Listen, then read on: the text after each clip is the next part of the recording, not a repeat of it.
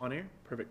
All right, welcome back to our public section now for the workshop. Today, we've changed venues, we grabbed a bite to eat, good stuff. So let's move on to item number 1 for the workshop, all access library card. Mr. Chapman, your name's next to it. I'll go ahead and call you up.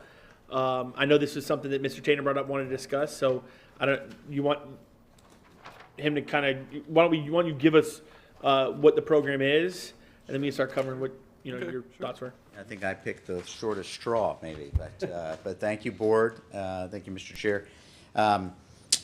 And joining us today for reference or for information purposes, we have our Chief Technology Officer, Scott Hansen, and then we also have joining us the leadership team at the Manatee County Library System. So in case we need some questions answered there. The All Access Pass or program was started really in the summer and fall of 2021, and the idea was it's a very simple idea. It was to in order to help children and families have access to more literacy resources and access to books and reading, and help our children read more. It was a simple program, which is your student ID in the school district essentially counts for your library card. And so that you could use your student ID to access materials in the Manatee County Library. So that's the system. All Access Pass is what it was called, and that program was communicated to all families then, and that's why we have Mr. Hansen here too, in case you want to know some data behind it, access points and things like that. But it's a very simple system. So what has happened recently, even just this week, is there's a Manatee County Library Advisory Board that the County Commission set up. And this week, that board just approved some guardrails to their whole library system, some parent controls and guardrails to their whole library collection. And part of that will be automatically put into this all-access program. There's a one-pager that you have that kind of shows you kind of a flow chart where all the restrictions are. So essentially, students will only have access now to materials that are for young adults, for children, and will not have access to anything that's labeled anything other than those two categories. And I would caution, even though there's a section called young adult, it doesn't mean quite that there's a section called adult. It would be fiction, nonfiction, books that just wouldn't be for young adults, except there's a lot there. Meaning, well, I'm kind of playing with words. As for example, if I wanted to, the nonfiction books, a book on John Adams or George Washington may necessarily not be in the young adult section. It may be in the nonfiction section, but in an adult section. So that's why I'm kind of showing you kind of the difference. But anyway, the advisory board laid out those guardrails, those controls this week. It still has to go through to the County Board of Commissioners, most likely probably approved. One of the commissioners, Amanda Ballard, was on the advisory board and helped kind of craft this. So I guess the idea is to then present that to Board of County Commissioners and get that passed. So we're here to kind of discuss this program and kind of learn more about it. And maybe I'll stop there and kind of let the discussion happen. Perfect. Before you bring up what your thoughts were, I want to make sure, board, that we're here only to discuss our end of this, right? So like what the advisory did when they meet Wednesday, I think, or something. Right. We have zero control of what they do. So I just don't want us to get up here and start debating if that John Adams or whatever book should be nonfiction, young adult, teen. That's not our discretion for what the public library does. So I just want to make sure that we're focused on the program and what we can control, not debating on what the advisory for the public library did. Because frankly, that ain't us. And we don't need to waste our time talking about what they're doing. So I'm going to echo. I don't know if anyone else. Push that back maybe a little. I don't know if it's me or what. I don't know. Anyways, Mr. Tatum, I know you were listed. This is one of your Yes, items. please. So Thanks, Mr. Chapman. it's on you. So the concern about this program, I think it's a great idea that our students have access to the public library, but the concern that was brought up to me by a couple parents is that it's an opt-out program instead of an opt-in program. And that's really the only thing that I want to discuss, is I believe that it should be an opt-in program so that parents know that their children have access to the public library, because there's some things in the public library that maybe aren't in our public school libraries, something very different, that they wouldn't want their children to have access to. That's a bigger selection in the public library than in the public school library. And so I spoke to Ms. Saunders about this, and she said, well, one concern in this area is that, a lot of children, if we make it opt-in, their parents, they'll never get the email, they won't bother to read it, the kid won't take it home, and so there'll be a chunk of students that will never get this access. And some of those kids are the ones that we'd want to have access because they maybe, well, for whatever reason, they don't have access to as many reading materials. And I hear that, but to me, as a parental rights issue, under the age of 18, if a kid is going to have access to materials at the public library, I should. That's my call as a parent. And I can just see a parent coming in one day and, walking down to public comment and say, you gave my kid access to the public library, my 13-year-old daughter, and I found 5 Harlequin romance novels in her room. Like, where'd you get these? Well, I got them at the public library. And it's there's stuff, especially in certain of those books, that's probably not appropriate for 13-year-old girls or boys for that matter. She walks down and she says, how'd my kid get this? Well, we gave your kid access to the public library. Without telling me?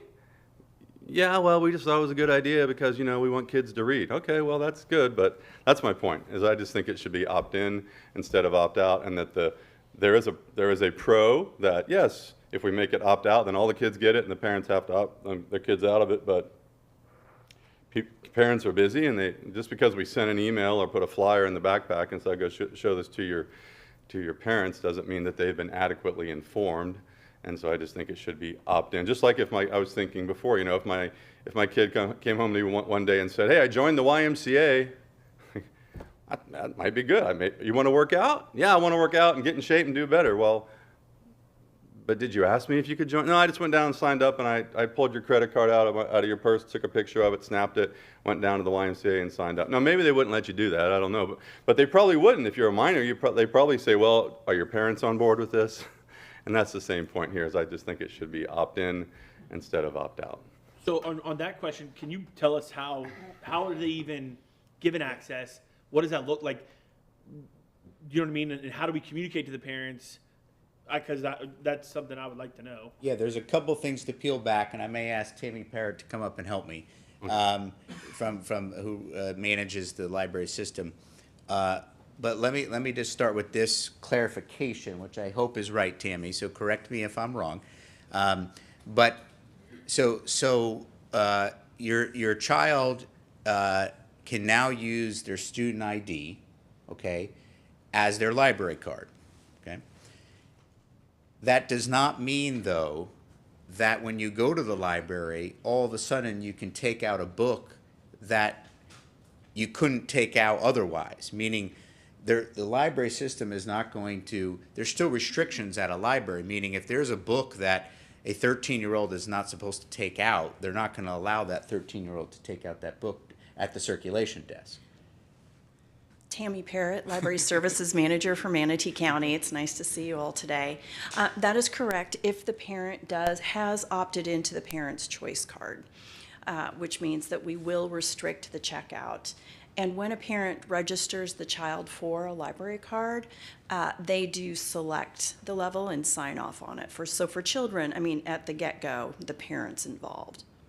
So you did say, ma'am, though, when the parent signs up the child for a library card, is that what I just heard you say? Yes. So I'm going to repeat that. When the parent signs up the child, that's not, my understanding of the system is that's not how it happens. We just say, like you said, Mr. Chapman, here you got one of these, now you got a library card. And what the library system decides is appropriate for a 13-year-old. Maybe we have some Mennonite families, for instance, that are out there in the community, and they're very conservative, and they're like, well, I'm glad that the public library thought this book was appropriate for my kid, but I don't think it is. And I don't want my kid having access to anything in the public library unless I know about it first. So that's the issue, is when I sign my kid up, and I agree with you, when I sign my kid up, that's basically opt-in, and we're not doing that. We basically are, it's an opt-out, and so kids have access without parental knowledge. Is that not the way it is, or? And that's why we're discussing, that's why you all are discussing it Right, today. yep. So what has happened in the past is the consent came by what you somewhat described, which is back two years ago, well, a year ago, last school year and a half ago, was here's this program. This is going to give you access to literary resources. If you'd like to have your child opt out of this, here's the simple way to do that. What is for discussion today is that the Manatee County Library system has now put in this parental choice automatic option. Well, the word choice is, let's just say, parental guardrails into the all-access program, really library-wide. So now in the all-access program, and this is why I'm separating the consent issue, so let me just describe what it will be very soon, is that all the restrictions are there now, will be there, meaning those books you described, a child will not be able to have access to any of those under these new guardrails and restrictions. A parent can still either opt their child out of that program, out of the parental restriction program, meaning they want their child to read those books, or can opt them completely out of the all-access program. What is for discussion is, would the school board like us to continue to be in the all-access program considering these new restrictions? And we have not communicated that to parents. We have this school year restricted the all-access pass during normal school hours so that it does not interrupt instructional time. So the only time a student can use their student ID to access the library is from after school 4:30 p.m. to 7:30 a.m. Because the idea is, one, it doesn't interrupt instructional time, and two, that is when parental oversight and responsibility takes over. Essentially, they're out of school. So what the current state is, since maybe sounds like I'm all over the place, is the way it worked before is we did take the students and opted them all in and told parents we were doing that. And if you wanted to opt your child out, here's the process. Now this week, and soon when the board approves it, the county board, there'll be a whole new set of restrictions and controls and guardrails to the Manatee County Library system, ensuring that a child won't have access to anything they shouldn't. And under that new regime, does the board still support us being in that all-access program? And two, if so, we can then thus start a communication process, either informing parents that and saying, if you're still okay with this, we'll leave your child in it, and here's the opportunity to opt out, or which is a more arduous task, which we can get to in another discussion in this workshop, is asking, parents to say, here's a form, opt into the program at this point of the school year. We can probably certainly do that as we enter the next school year, as they fill out consent forms for health. I'm always looking at Mr. Tavis, should talk to the board. As forms for, all our consent forms as we go back to school. So it's kind of, here's where we are right now, and that's why we're discussing it, is what the board would like us to do with this program. Have I explained kind of how we got here and what it looks like going forward? Yeah. And Tammy, did I have all that somewhat Yes. right? Yes, you Okay, did. okay, Thank you. okay. I think I set the stage. Yeah. Okay. Ms. Spray had a Yeah. question or comment or? Hi, how are you? Nice to see you again. I did attend the meeting with 2 other board members and Mr. Chapman. The problem I have with the all access, I understand that was done in 2021, but things have changed and so have statutes since then because of some explicit materials that were discovered in schools. Those same materials that we pull from our shelves in our media centers and classrooms are available at the libraries. And there was a public speaker at your meeting that pointed out some of those materials, and some I have printed. They can't be read in this room. I know you're looking for a marketing person, and I'm not discussing their whole thing, but that's what marketers do. They target a specific audience. That's what we discovered in our school books, that they were animated, they were geared toward little 2-line pages, 4 words, 1 line, with a lot of artwork that marketed children. Years ago, there used to be a thing called adult bookstores. Some of these children's books should actually be in an adult bookstore or an adult section. I'm in line with there should not be an all access pass. And I'm going to talk to you, Mr. Dye. To me, having students getting an all access pass kind of says, okay, we're doing our thing, but this is the go around that kids can get access. So can you speak on that? Yes. Maybe? Yes. Board and Chairman, the legal concern that I'm thinking about in this issue is, as everybody knows, the state has now regulated the books that can be in the school libraries. And there's a concern, and this concern did not exist a couple of years ago, when this system seems to make all the sense in the world, right? To make it easy for children to access the library. But now that we're in today's world and the state has highly regulated what materials can be in the school libraries, the legal concern is, could it be argued that a district is circumventing that statute by making it easy to go around the school library, which is regulated, and go into the county library, which is not, and has titles that are prohibited in the school libraries? So the new information from the meeting this week with the committee and then the action that appears to be getting ready to take place with the county commission is the county commission also wants to regulate what children can be exposed to in the county library system. But does it mirror the school system? It needs to mirror the school system. That's the concern, because we're connecting now with the county system. So that's the legal concern.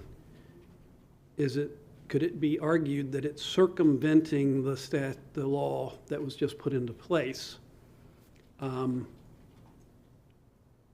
So I would think an analysis would have to be done that the controls that the county are putting into place would be equal to what the Board of Education has done. And this is a question to the library. Any parent and student can get a card. Yes. So using our IDs is just a pass-through, to be honest. I mean, I don't think our student IDs should be the end-all thing for access to the libraries, when you already have a system where kids and parents or anyone can get their own card through you. To me, I think that's the better route than giving all access with our IDs. I just think that puts us at a legal risk, especially with the statutes having felony, I think it is, felony charges, that if it's in our schools and the teachers know about it, I mean, and again, the public commenter at your meeting brought to your board the exact books we pulled out of our shelves but are on yours. And there's no end-all solution to where a child goes in, and I know there are parameters, they have to be adult supervised at a certain age, but I know that parents will pass off their student or their child to a library, go in with your little sister, and I'm gonna go grocery shopping and I'll be back. We don't know, we can't have enough people in the system to, I don't think, but to watch what kids are getting. And some of the stuff that's in some of these books that are in your library, to me, are disgusting. Again, I think that it's a marketing thing, that this whole, basically, pedophilia area, in my opinion, have found a way to go around laws and market kids. I'm totally against doing all access pass. I understand the concept in 21. I just think that if there's, everyone can get a pass through your system. It doesn't need to be attached to us. And I think we need to sever that that's just the way I feel strongly about that. I understand there's probably kids that can't get a library card, but can they go online and apply for a card? Do they have to come in person? Can they make a phone call? I don't know what that process is, but. You can apply online, but it's a very limited access, and it only lasts for, I can't remember how long it lasts actually, but it's just a matter of days, and you have to come in person, and juveniles cannot. Okay. Right. That's the point. Juveniles cannot. True. And So, and to Mr. Chapman's point is, I know what you said we were talking about today, but the topic that I put on for the workshop was whether we're going to have parents grant permission or not. That's what I wanted to talk about. And we can talk about the other thing too. I'm actually okay. I hear what you're saying, Ms. Spray. I mean, but to me, as long as the parents say it's okay, whether you can use your student ID as long as you say it's okay, or they would go down to the library and say it's okay. I just want the parents to say it's okay for my kids to have access to the public library. Because even though the library system may say this is the section that's restricted, like I said, the very conservative Mennonite family says, my kids don't watch any movies unless I say so. I just don't. Well, what about Cinderella? I don't care whether it's a G movie from Disney. Back in the day, unfortunately, Disney movies now have issues, but I want them to watch Bambi from 1956 or whenever that was put together. My kids don't watch movies unless I say so as a parent, and they have that right. And if we give the kids these cards without parental consent, they, it violates, to me, their parental rights. When they're given these cards, here's what I don't understand. When they're given these cards, and he gets them access to the library, I mean, they're still we're not busing them to the library for this, so they're still going to get library their own way. When you say online, like, does that mean like I'm gonna log in, make a username and password, I plug in my ID 006700067 from the school district, and now I got access to stuff? Is that how it works? I guess I'm confused with, like, I don't understand what the question is. Yeah, I mean, I can't repeat that number again if I tried. But so I guess that's my question is I know. Walk you through that a little Yeah. Sure. So just the other day, I went to the library website from home. I went to the catalog, looked for a title, put in my library card number and my PIN number, and placed it on hold. But then I had to, in my case, go to work and pick it up. Okay. So that's what, there's no username or password, and, there's not a two-tier level of logging in to use the library materials. Gotcha. So then, as a student, I would go in, say I want to reserve this book or come pick up this book, Exactly. put in my student ID number, and then come into the library and get it. Yes, and given the, school hours, it would be in those after 4 p.m. before 7:30 a.m. periods when the parents are parenting. Have them. Okay. bit. And I think, just let me if it's a book, If it's a book, that is not for children, under your under the categories, new parent choice. that child comes in and tries to, goes to the circulation desk, right? I remembered the word circulation desk, but you go there and I'm here to pick up my, book, and your team then Would say, you probably didn't realize this book was in the young adult or the adult section, so I will not be able to check that out to you. I would recommend you check in with your mom or dad to see if they want you to see that.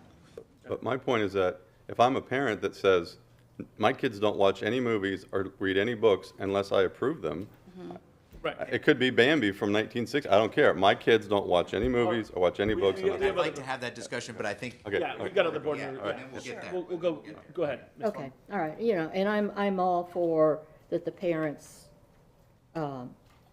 approve this, approve their children being in there.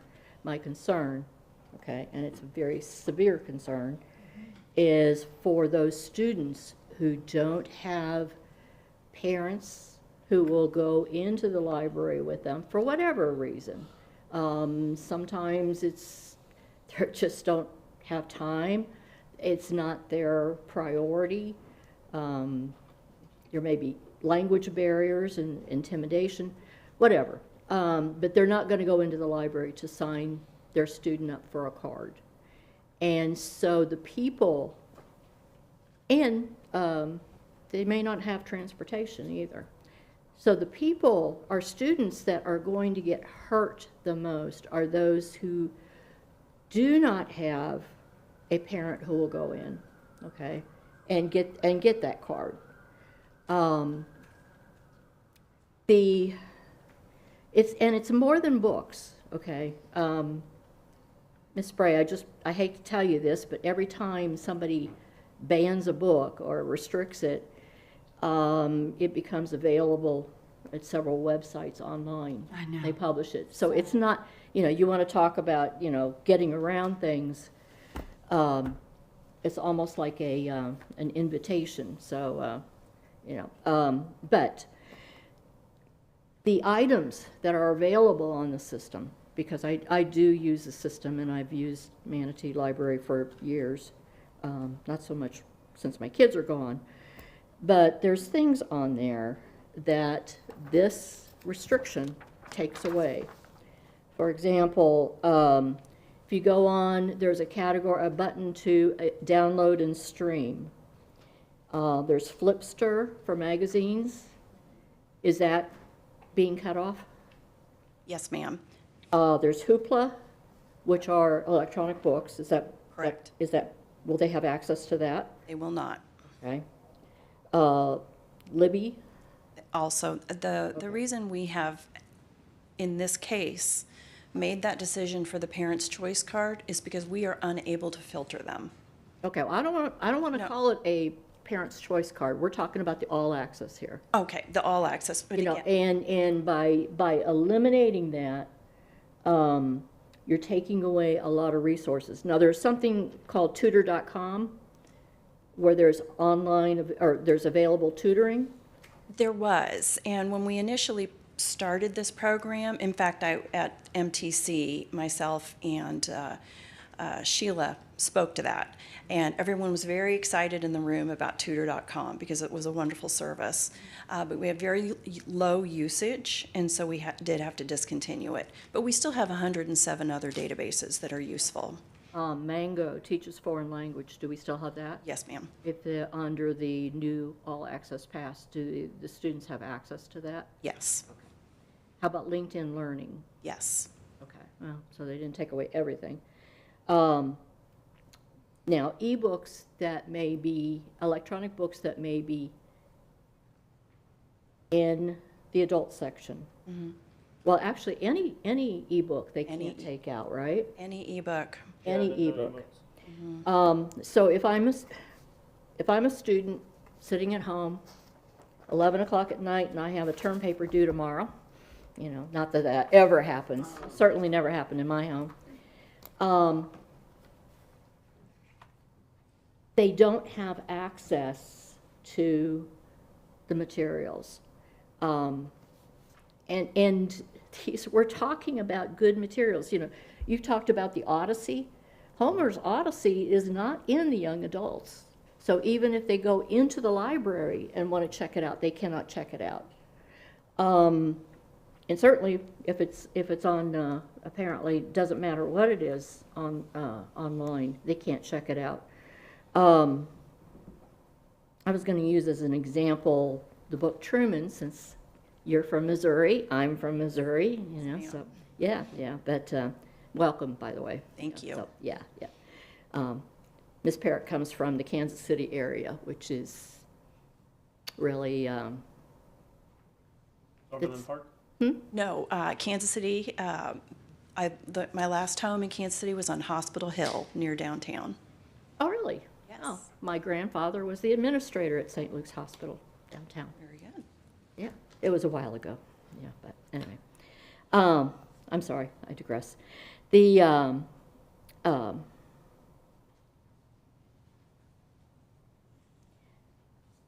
So if mom or dad, okay, let's say that we have, because we also have students register to vote at school, you know, so if we had the form at school, okay, for them to fill out, they would still need the parent to come in with an ID to get approved For the for the all access. it Well, it wouldn't be all access, it would be a regular, would be a regular. it would be a regular card. Yes, and yes, we don't ask for children's ID, but we would ask for the parent's ID. So with that, that's the barrier then, is the parent having to physically go in Yes. and present a card. We particularly find it's a barrier for immigrant families who may come from countries where the public library is actually not public, it's paid. And Oh, so, wow. and so that is a barrier. Okay. Well, first of all, I did question Mr. Dye on whether this constitutes an amendment to the interlocal agreement that we have with the county. And I would argue that it is, but I think the purpose of today's discussion is, do we want the all access, and how do we want it framed? And my concern is for the secondary students. You know, Ms. Messenger can speak to her any concerns she has about the ages 0 to 12, because that's your, and you commented that you guys use Hoopla, you know, so that would be taken away, and which is, I want to find a way that the parent choice can be satisfied that our students have access from home, and I don't care whether it's their badge or we hand them a library card. But where we remove the barriers, let them have access to all of the goodies, and there are a lot of goodies in that library. But that's, I don't mean to cut you off, but that's not our decision. Well, no, it may But you be. could definitely lobby the It may Board of be. County Commission. It may be, because okay, it hasn't come before the commission yet, okay? But also, we can get into the interlocal agreement, whether they're violating the agreement. So therefore, if you violate the agreement, I assume it would be null and void, or I mean that their decision would be null and void, but, May I interject? I apologize, but the current policy is still in place. Everything is in place. The interlocal is still solid. This change that was voted on by the Library Advisory Board, we can, if needed, amend that prior to submitting it to the Board of County Commissioners for adoption, and that could include any changes to the interlocal. That could be backup documentation. But that's on your advisory board, not us. Well, Correct. if I So can, that's, Okay. hold on a second, that's all I'm saying is that, I know your point. no, and I I'm just- saying we I'm not can't gonna make drop those this. decisions. I will That's great. publicly Absolutely. embarrass them if I have to. That's I fine. will go On to, your prerogative, you can on my absolutely- prerogative, I will go and talk to the county But commission, we don't have, unless we are in Access to- agreement. We can be in an agreement that this is what we want. County, let's find, actually, it would be Dr. Weiss' song, find a way to make it happen. to make what happen. To make the all access pass really all access instead of, I wouldn't even call it I guess semi. I just don't know how this board's gonna dictate what another board does. We can't, but we can okay. May, Push, of course, no, I see what you're saying there. yeah, So- because, We haven't heard from Miss, no, oh, go ahead. I was I just have going to a- say, Oh, I'm sorry, you're not done, my bad. yeah, you're bad. So, okay. To cut off this access, I mean, we are closing the doors of the library, to so many of our students by not allowing them in. And if we can't work it out here, then I would suggest that we start looking, perhaps by paying a subscription, we can get access through a different library system.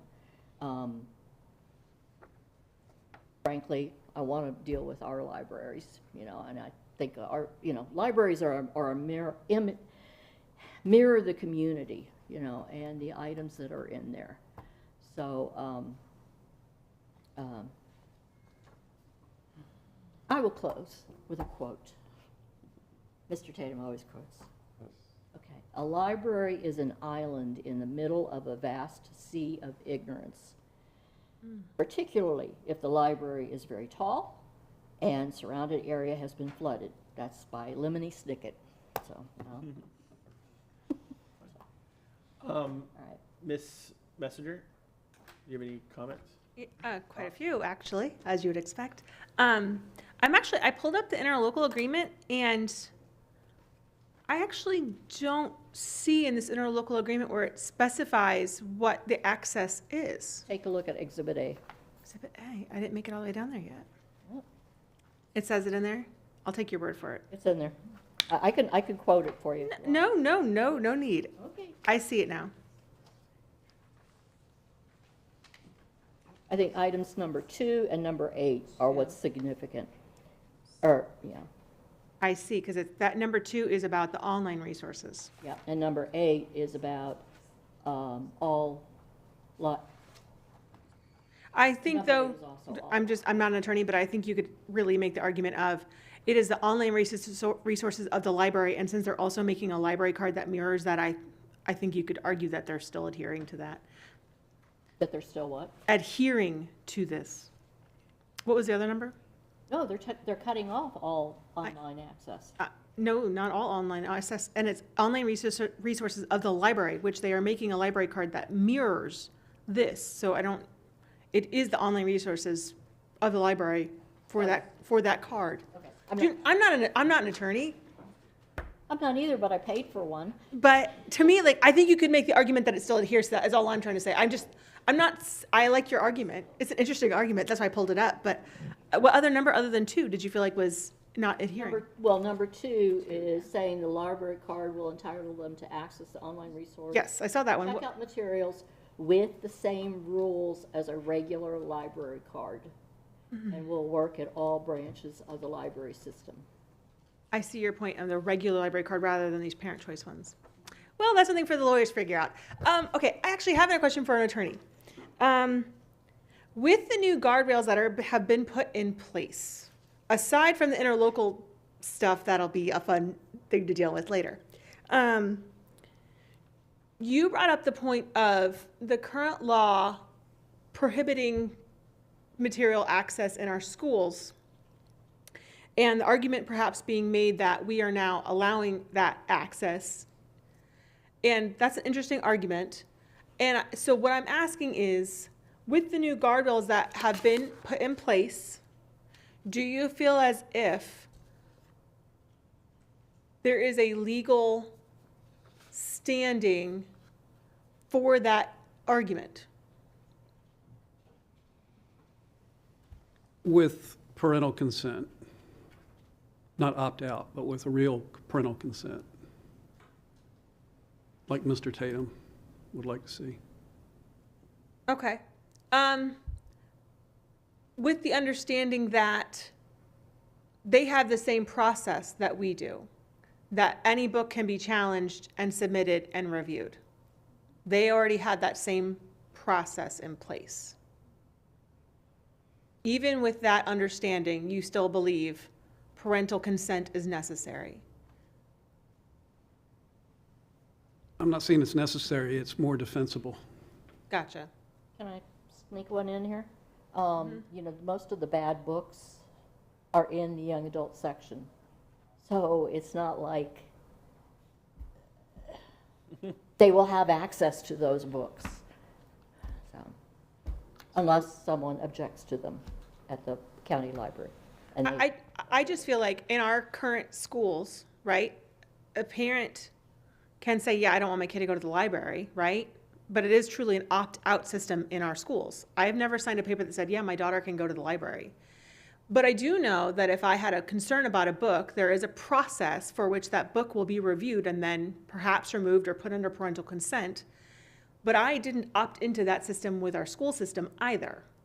So if there's the same review, which it sounds as if there is based on what I have learned, and that it's now with these guardrails in place, I hear your argument, you feel it's more defensible, but it's also not what we do in even our own schools. Essentially, what it sounds like the impression I've gotten is the system they have put in place is very similar to the system we have put in our schools. So if that were to be true, why is that not defensible as an opt-out program, as our schools are? So legally, the better move would be to separate yourself from the public library system. People's children can go to the public library system. They always have been.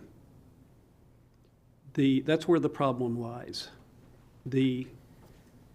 A lot of focus has been on the school library system and the in-room libraries that the teachers bring in. So that same level of scrutiny hasn't yet hit the public library system. It may be coming. I think it's there. I just don't, I think that they are dealing with that quite a bit, actually. Just the impression I've gotten is there's actually quite a bit of that where, yeah. So anyway. Whether the book is actually there or accessible or whatever, it doesn't matter. It's. Right. But there's people that feel very strongly about this issue. Yes. On both sides. Right. So by continuing to be connected to the public library system, you're going to have a lot of scrutiny. So it's good that the public library system's putting in their own new requirements.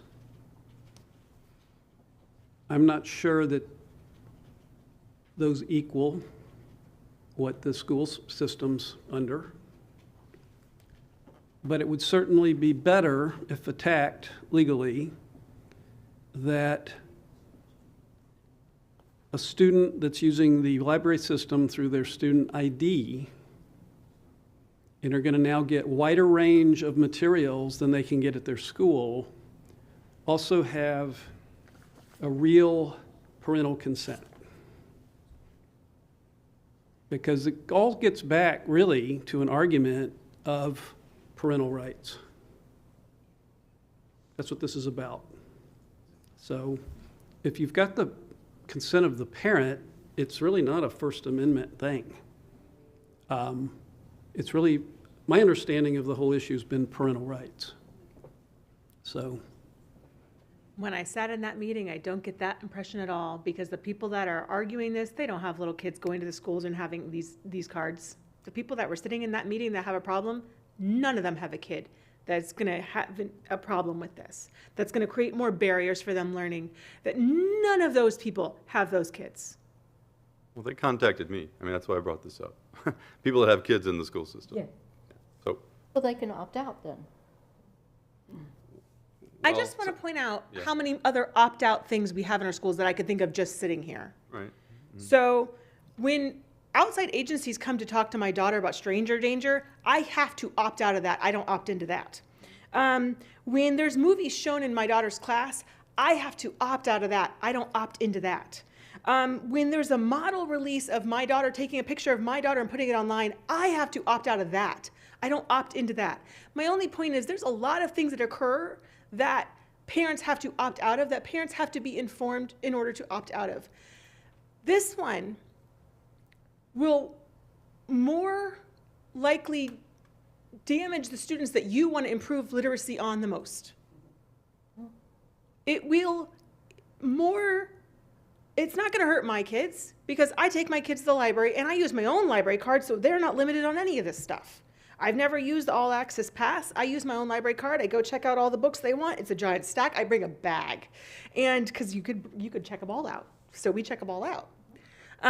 So this isn't going to affect a parent that can do those things. It's not going to affect a kid that has that. What it's going to do is affect the kids in our Title I schools, where there are barriers where the parent doesn't feel comfortable coming in for a variety of reasons, because I've had those parents not feel comfortable even going to the school for a variety of reasons. So then all of those students are missing out on any of these resources. And I know, to me, the resources that I feel like they're going to miss out on the most are the online e-resources. And so if that means, and I agree with Mrs. Foreman, if that means we need to look at other ones, I know we have Epic. I don't know if we still have Epic. I know we did have Epic. I think there was some concerns about the filtering of Epic, so I think we stopped using that. But if there's some other kind of resource we can look at for our own kids, then I think that's maybe the avenue we're going to have to go down. I also hear the attorney's point of view, and I don't want to put us in legal peril, especially with the law that's put in place.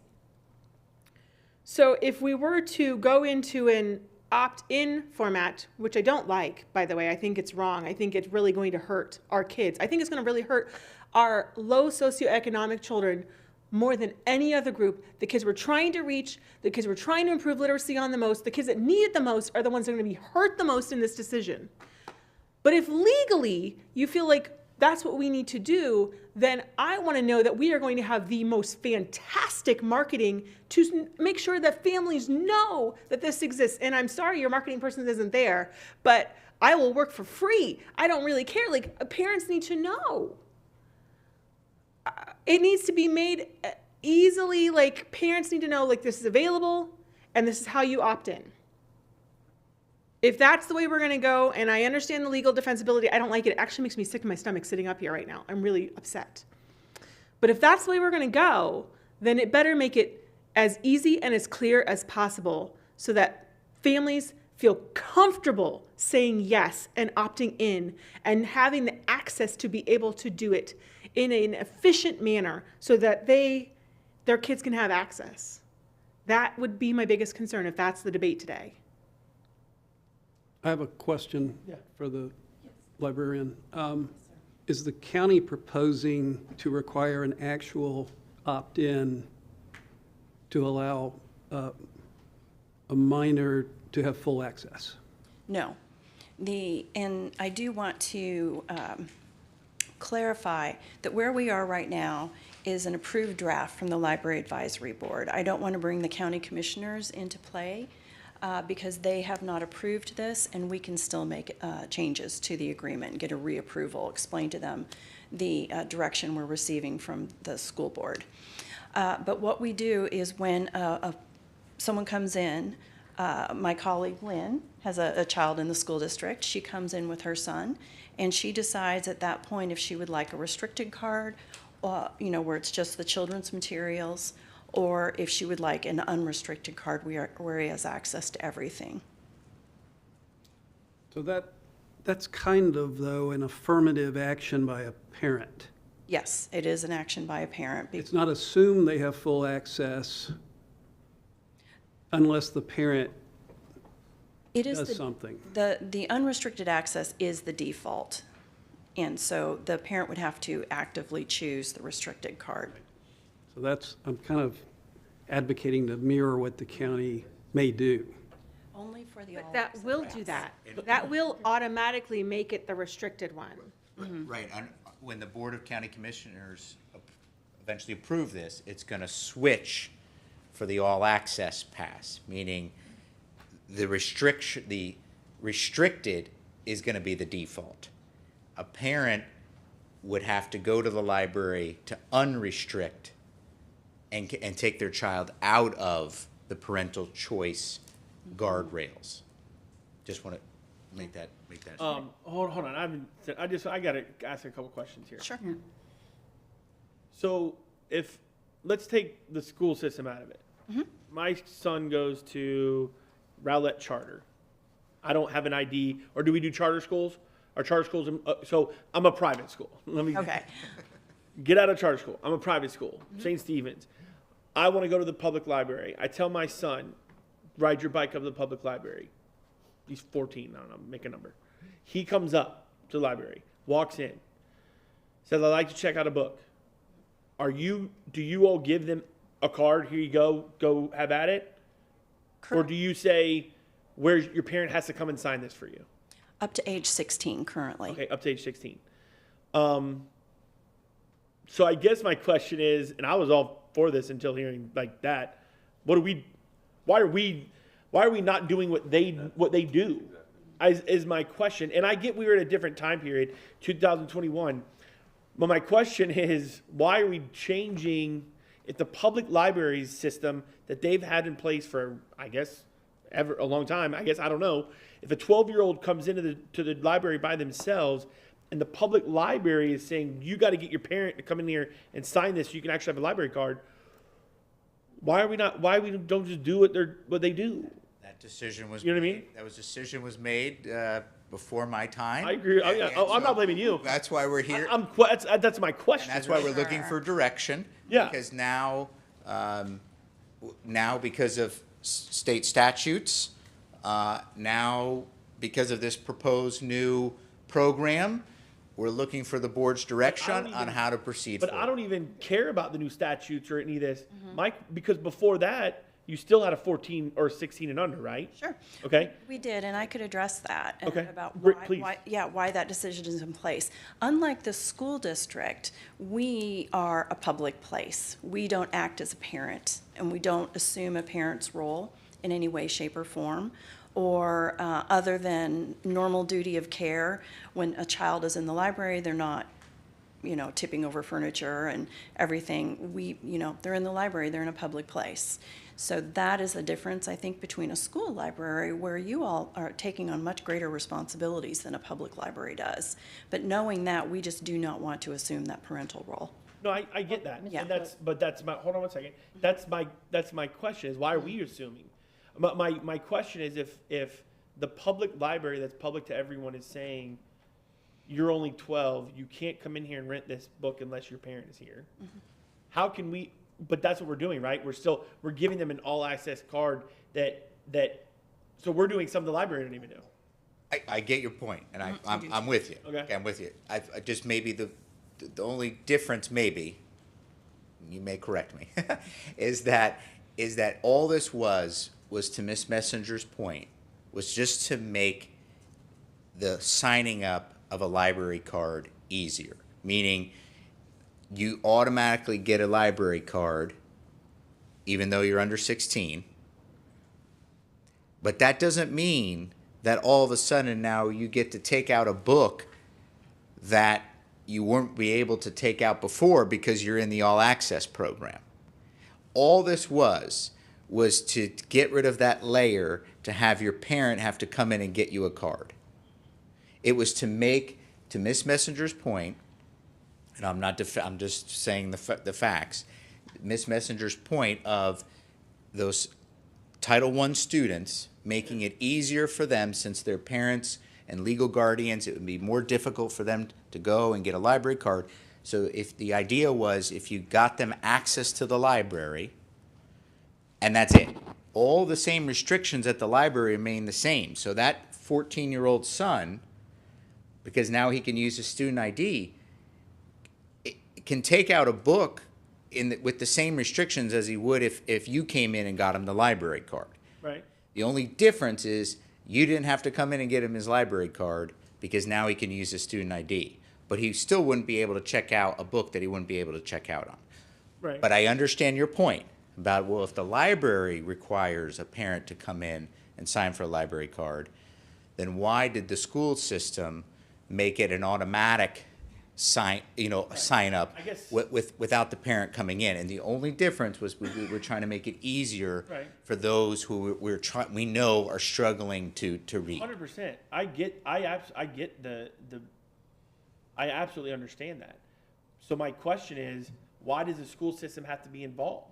Why can't the public library just say, you got all access, come on in? Why do we even have to be, that's my point in this conversation. And that could be a result of this Is workshop. why are we even involved in this? They're just using their ID and that ID number. If that's the only case, when they come in, give them an ID. I mean, I don't understand why the school system is involved. I agree with giving them access. I agree that's going to make it harder for our kids that are in Title I, et cetera, to go to the library. But there are my other thing. I think we're just so that's my point, is why are we even involved?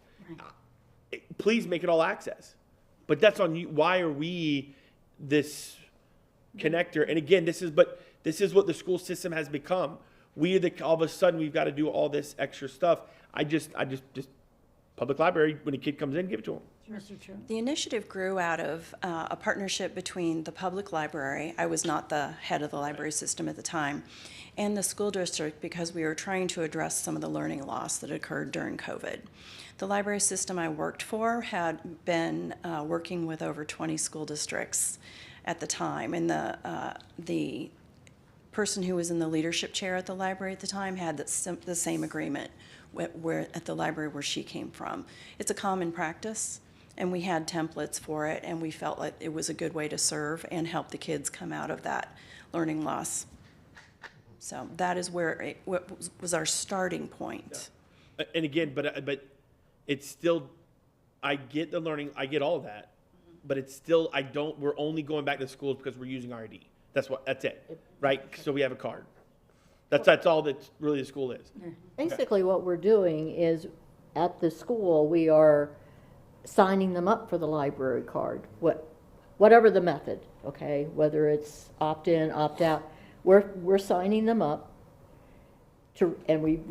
because we know who the parents are, okay? And, we have communication with the parents. And so it removes that barrier of having to go into the library. Now, a student who's in private school or homeschool, they're going to have, in most cases, I won't say in all cases, but in most cases, they will have an involved parent who will probably rely on the library because so many of the private schools don't even have libraries. So, so I'm not worried about those kids. I'm worried about those who don't have a parent to go in and get them signed up. Mr. Chair, we have all kinds of drives where people will, Mr. Gesner back there, all of these different vendors come to schools or whatever. I mean, why can't the public library do that to the students? Go to the school, get the, have the cards issued through that method other than using our ID, because I just think that, I think us being and I'm looking through that draft policy, and one of the things on manual page 4 says, personal reading history is not saved. And then, of course, this setting may be enabled, but still, that's in there. I go back to the legality. I don't think that we need to be the end-all solution for people to get to the library just with our ID. I just think that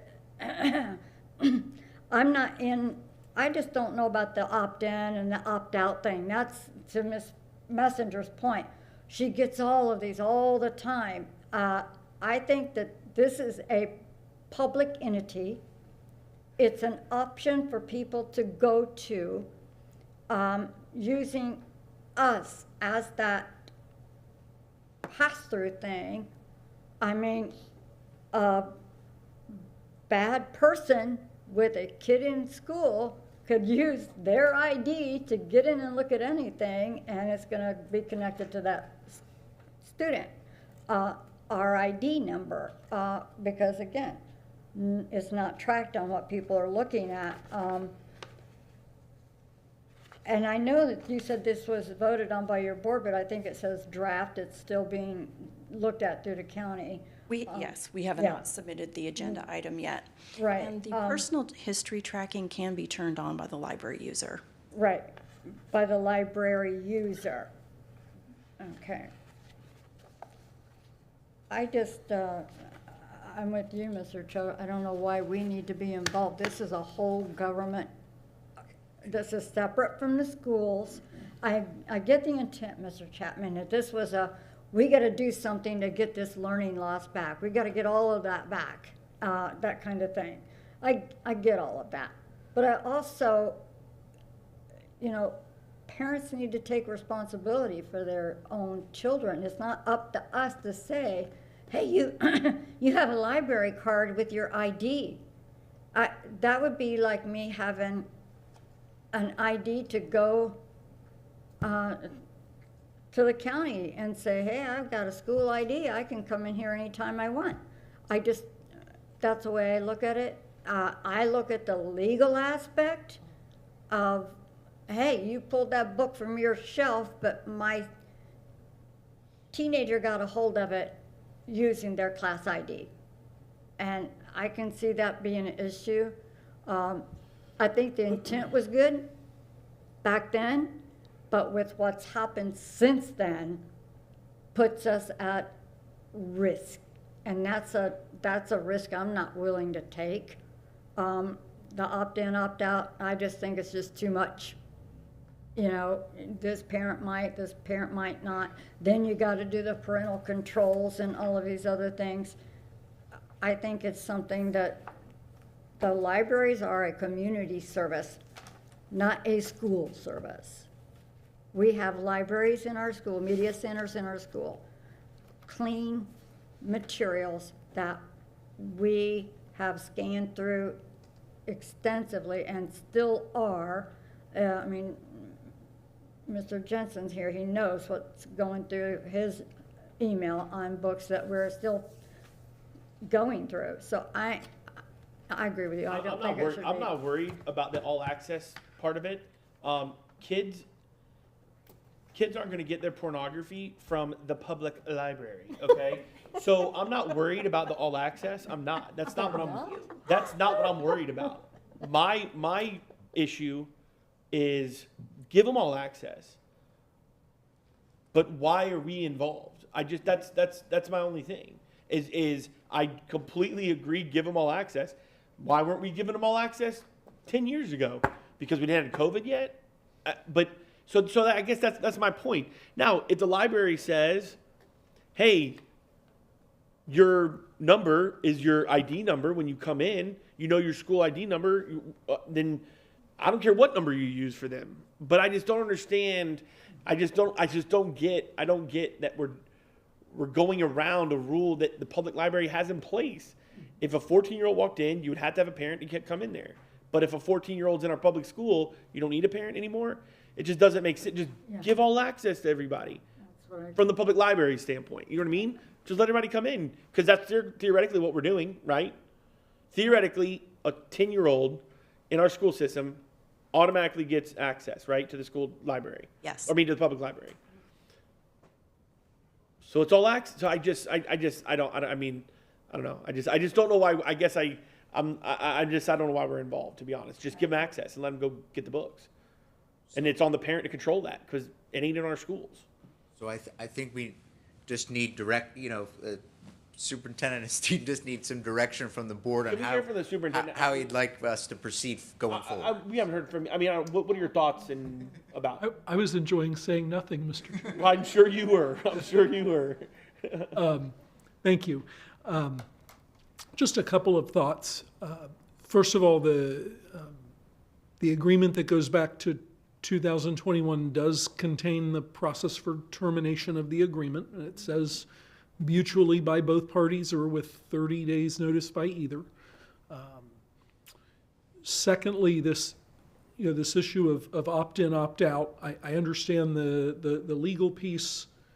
There's also the practical piece, right? Moving to a totally opt-in system, my experience is it tends to be the case that you get fewer opt-outs, right? In an opt-in and less opted-out system, you tend to get fewer opt-outs to then manually program. In a start at nothing and then have everybody opt in, you could be talking about a significant amount of processing.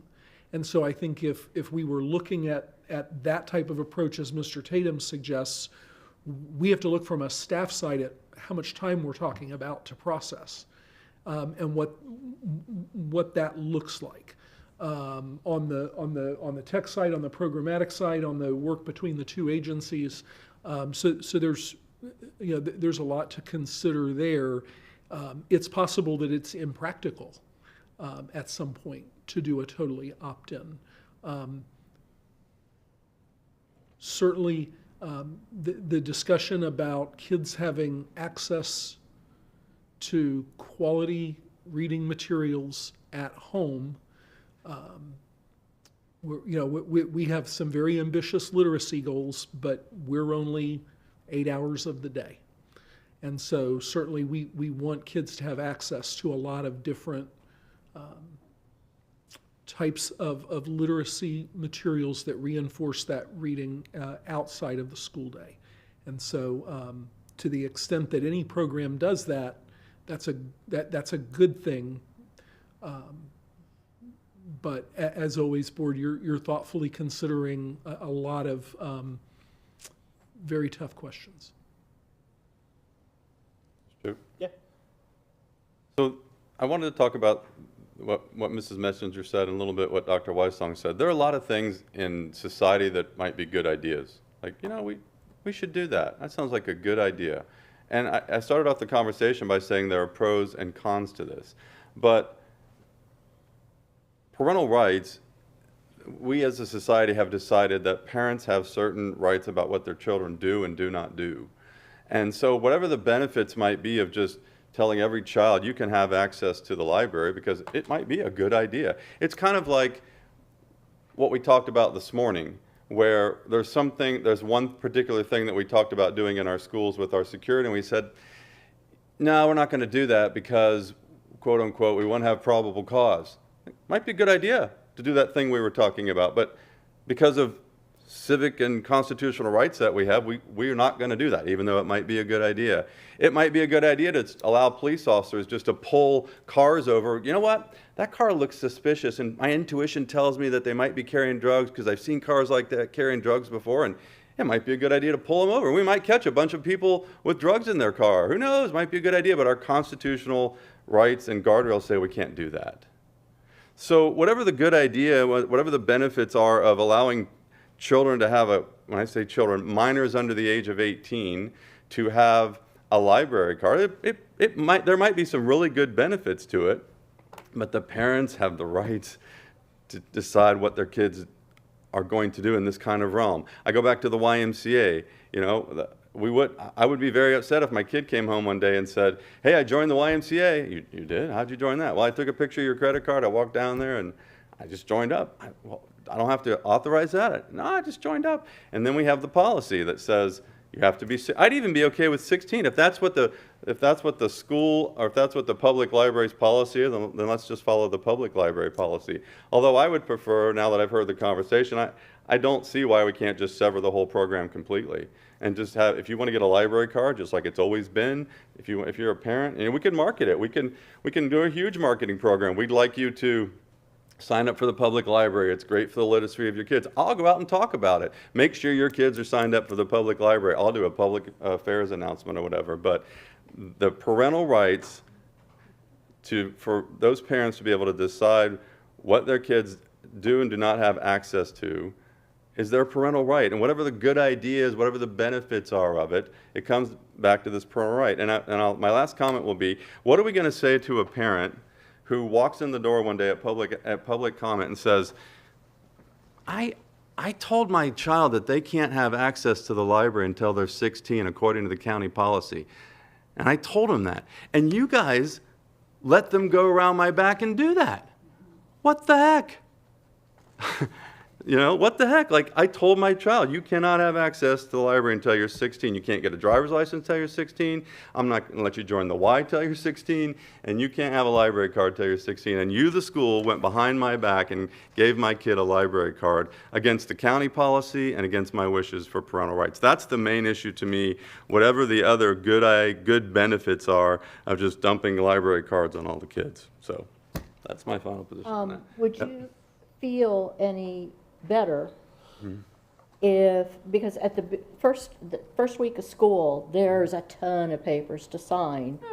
You know, if included in that when school starts next year, there's a form that says your child can have full access to the library, sign here. Exactly. And you're But okay the with that? card would be Okay, but issued this by is the hold on, library. No. I'd prefer that maybe after hearing the discussion, we just kind of break the whole thing, because I kind of agree with why are we involved. But if we want to keep the link or the connection of the program, I would be in favor of what you just said. Yeah. You would be okay with that? Yeah, and I'm okay with waiting till next year to do it. Like, not, you got to do it by Christmas. You know, I'd be okay with, okay, I can live with it for the rest of this year, as long as when we start things over next year and all the forms go home, sign the form.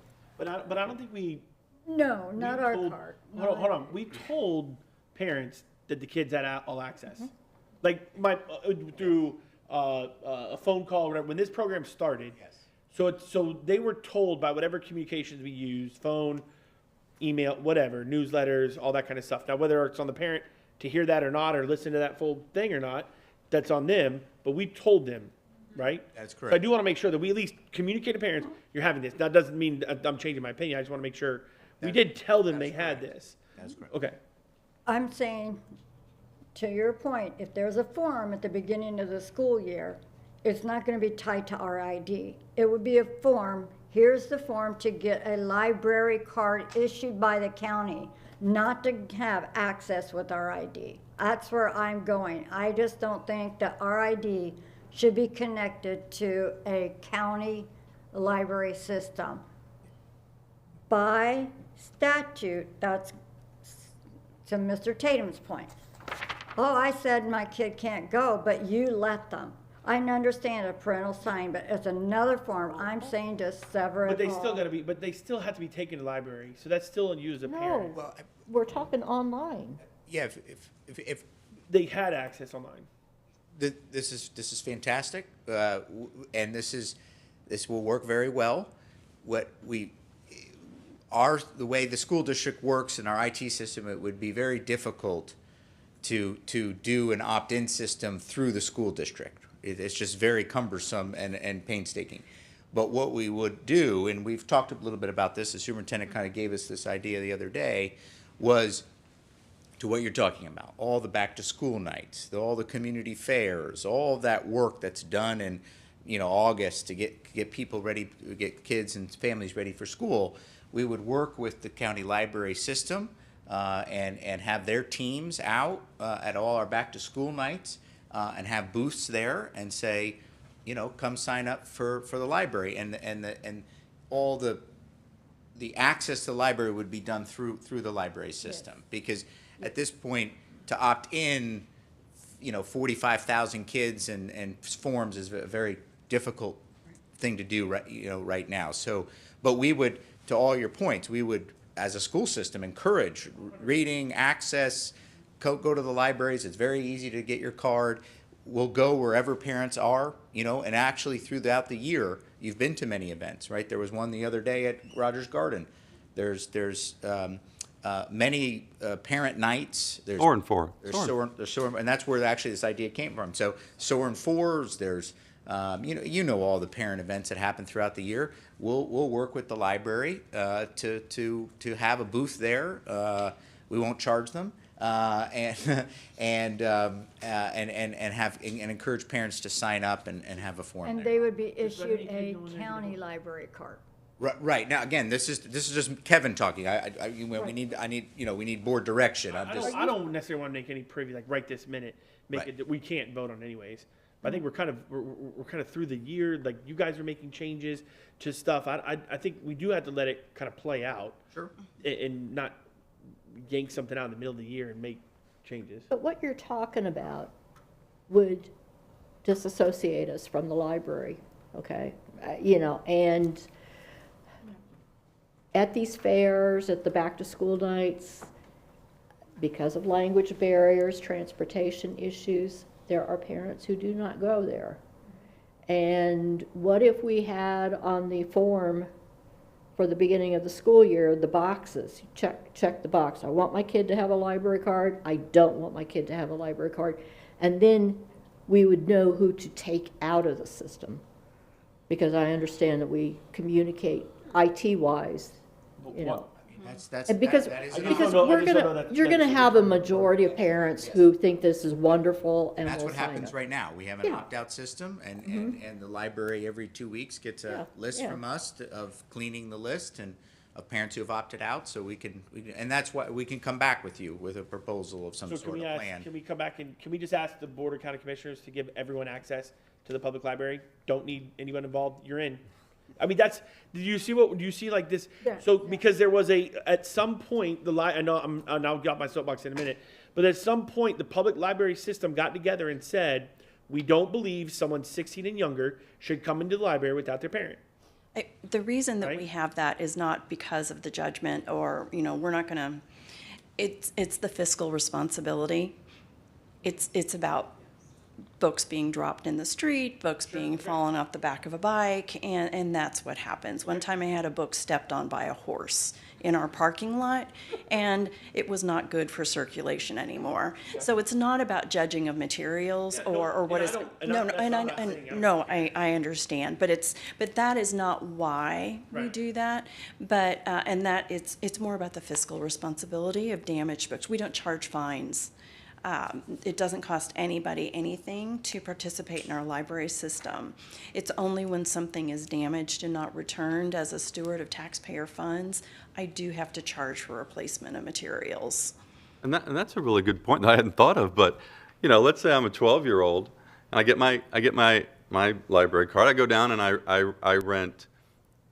How many DVDs can I take out at one time? Oh, I think Off the top about of my head. 25. 25 deep. So I get 15 DVDs, and they're all G-rated movies. They're all old Disney movies. Snow White, Bambi. I got 15 of them, right? And I put them in my backpack, and on the way home I stop at the park. I park my bike. I set my backpack down, and somebody comes and steals my backpack. All 15. How much are you going to charge the parents to replace those 15 CDs or DVDs? I couldn't address it. It's very situational. Right, but and so the parent goes, well, how'd you get, I thought the policy was you have to be 16. How did you get these DVD? Now I got to pay $175 to reimburse these DVDs to the library. How'd you even get them? I thought the policy was you had to be 16 to get a, you see what I mean? It's like, yes, no, Mr. Troy has a great point. Like, if this is the policy that we've come up with, whether it's judging materials or whether it's financial responsibility, I would be very upset if I knew that my kid had 15 DVDs without me knowing about it, and now I get a $175 bill from the library. You have to reimburse us for these DVDs. Parents should have the, this is one of those parental rights things. In the interlocal says, School Board of Manatee County is not responsible for any lost damage. That's still a kid. It's still a kid, yeah, okay. So, yeah, go ahead. I just want to say one thing. Other topics, I know. Yeah, I know. No, I'm so not happy about this topic at all. But if we're going to do something, I like Mrs. Foreman's idea the best of it being back to school and making that an opt-out, like make an official opt-out paper. Well, it would be both, in or out. Yeah, And- I mean, because I get a stack one- of things pick one and and I sign. sit for an hour filling everything out.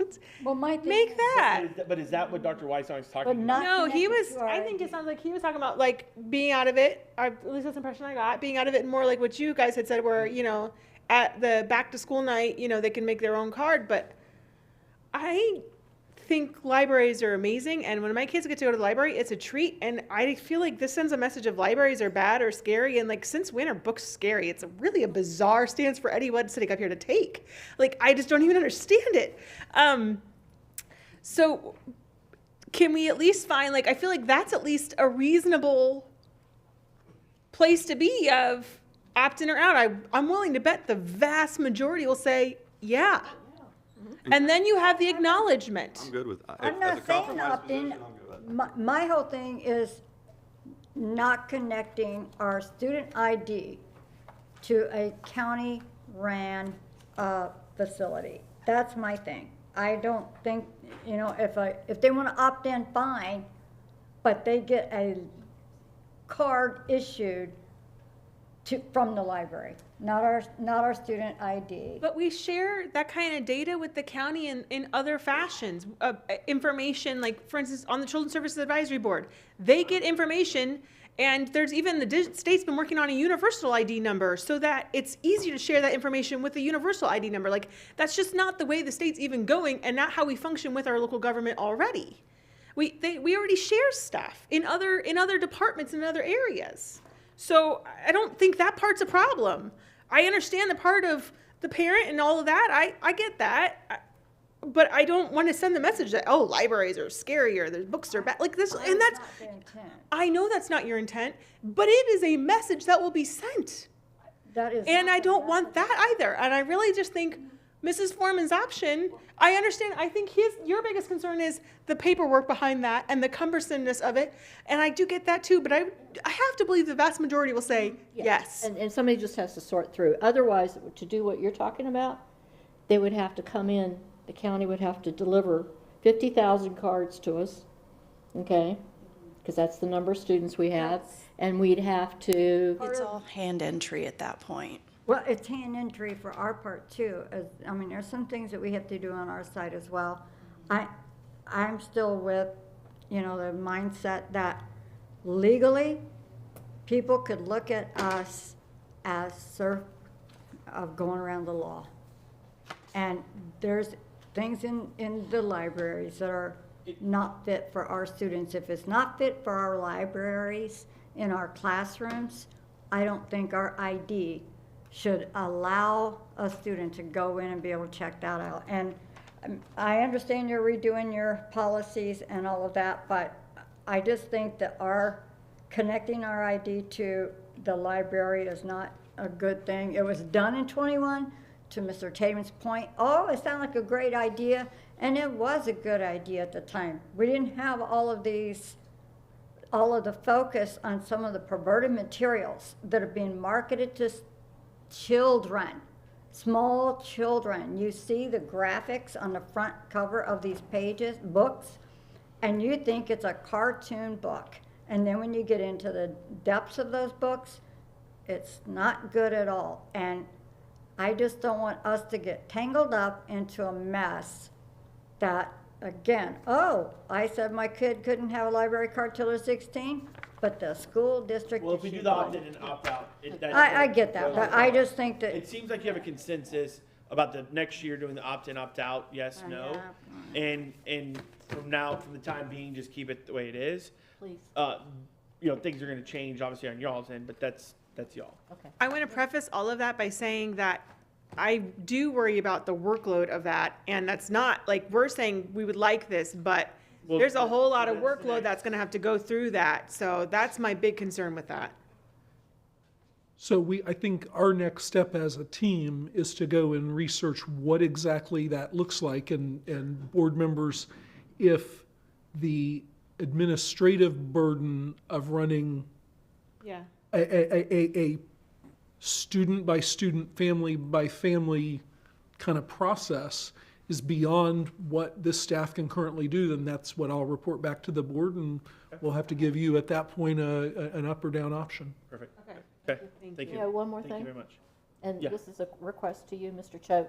The county commission voted to add members to the library advisory board. Right now, it's 5 people, and there'll be 4 new seats. Correct. Okay.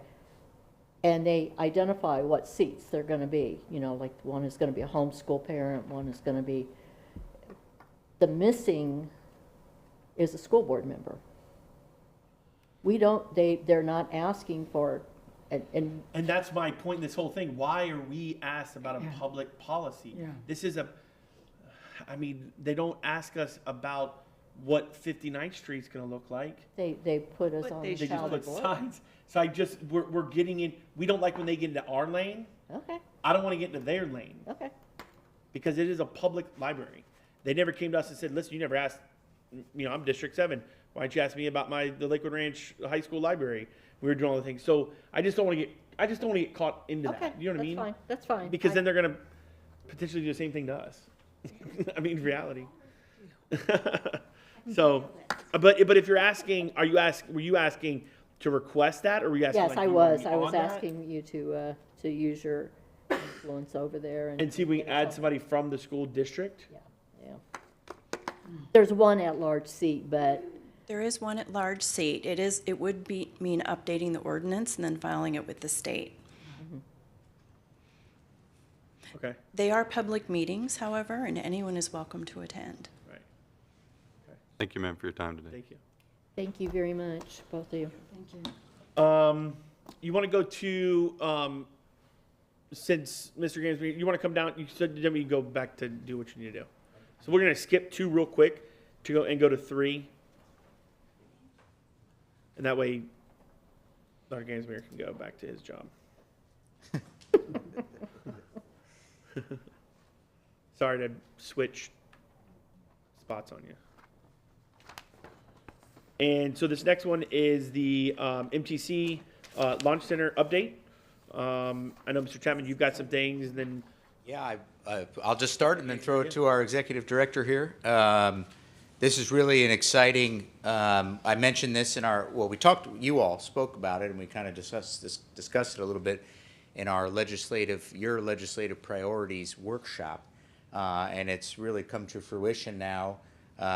There's some very exciting news that this project, a very important project for the county, which Dr. Gansomere is going to talk about, I know Mr. Choate wants to weigh in as well, is now going to be sponsored by Senator Boyd and Representative Gregory in this next session. So a huge win for us to have 2 great sponsors of this appropriation request for next session. And then obviously now the work begins.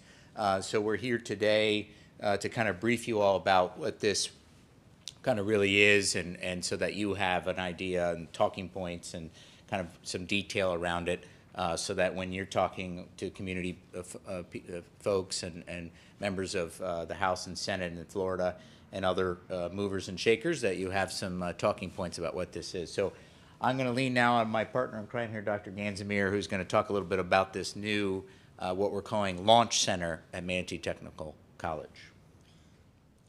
Thank you, Mr. Chapman. Board Chair, board members, superintendent and staff. Thank you for having me out here today. We just want to fill you in on our launch center that has been in planning and has changed many times. And what we believe with MTC is we want to stay current and we want to be innovative. So one of the ways to do that is there's been planning for an additional building with the MTC complex probably for about 10 years now. And as we get closer to trying to build that building, we see that that building needs to have flexibility. And part of that flexibility is the service of what it's used for. So the purpose of the building would be able to work with not only our adult students, but it could be used for our secondary students. It could be used to prepare the students for what they need to go into the workforce or be prepared to launch their career as per se. So the Leadership Apprenticeship United Networking Career Readiness Hub, which is launched, could be a part of this building with different things. One of the things we're looking at is we could do apprenticeship programs. We could do a lot more with dual enrollment. We could do a lot more with GED, adult education, ESOL programs. We could do a lot more with what we need to do to test for industry certifications, any other testing that needs to happen. It could be used for community events that we need to do by having flexible rooms to be able to have it be a larger room, and it's a little bit more central, and the campus a little bit more central that we could be able to have access. It's a 3-story building. I don't know what you know or don't know, so I'm just going to kind of roll it all out there. It's a 3-story building. The bottom story would be mostly offices for the staff, offices for instructors, offices to be able to run the building. The second floor would be set up to where it's mostly classrooms, and then top floor would be classrooms that are adjustable to where the walls could be removed and be larger rooms that could be meeting rooms, and we would have the testing center upstairs. Also on the first floor, we're looking at having a large area that would be a lab that could be a technical education lab that could service maybe the beginning parts of our airport program that we're looking at putting out at the airport. This could be a launch to that program to where they could do some programs there first. The building is really set up to where it's going to be flexible. If we're going to have this building, we're going to build it, it's going to be over 50, 60, 70 years before we probably can adjust or remove it. All of you have had the chance to be able to tour MTC, and you see that the way it's set up is that there's a lab for the technical program, and that lab has a small classroom attached to it. So a lot of things that we would do in this building would be a lot different, so we're not interrupting those different programs that already exist. So if we have a large ESOL population and we're educating them, they can't all fit into those labs. Classrooms on the second floor, we can do that. Let's say the Chamber of Conference wants to team up with the school board to be able to have meetings and talk about different issues, talk about library cards, talk about whatever you want to talk about. This would be a good opportunity to maybe use the top floor to be able to host meetings. Sorry, I have to do that once in a while. Apprenticeship programs, we are looking at MTC to start up apprenticeship programs for different things. We need a place for them to meet. We need a place for them to be able to have their education. It's an opportunity for us as a community to be flexible with that building, to be able to help out adults, the students. I mentioned dual enrollment. So right now, students go to MTC for dual enrollment. Some of them have to go back to their schools to be able to do the academic part of that. We can have a lab up there that could be used for Manatee Virtual School. And they could do Manatee Virtual School right there at MTC, get their education from the academic part, and then be able to go down to the main floor in the main building to be able to finish their dual enrollment part of that. So, trying to think through all the things that go through my head. So the stages that we're in is that right now MTC has $7 million that we've put together over many years to be able to put towards the building. School board, if I speak out of turn and I'm wrong, please correct me. I think the school board has $2 million to put in with that too, which gives us $9 million. So this ask is for $8 million to make that the $17 million that would be able to afford to be able to design and build the construction of the building. So, is there anything else or any questions that I might have left off? No, I think that was great. I mean, the only thing I'll kind of add just when Mr. Wagner and I were discussing this a while back, and then just being in discussions with the EDC and things that were going on in the airport and things like that. I remember the days when we had Central High School, right? And a place where students who didn't necessarily, want to go to college, maybe there's some disciplinary issues, etc. It was an alternative placement, but instead of just sitting in a school, they were given a chance to go get a certification, to go get a technical degree and start a career and do something. And so I think in education we have missed a little bit of the boat of having pre-apprenticeship programs that move into apprenticeship, that then move into full-time employment. And college is not end all be all. And MTC is, if not the best, one of the best technical colleges in the state. And this launch center, when talking with Sharon at the EDC, they are trying to recruit aviation companies, and several of the companies said they didn't want to come to Braden and Sarasota. They wanted to go to Embry-Riddle because Embry-Riddle had an incubator, a business incubator that on their campus that these businesses can go. They've got the workforce there, collaborative workspace and all this. And that was like a light bulb, like, why don't we do that? And so it's not just aviation. This is going to be hopefully everything.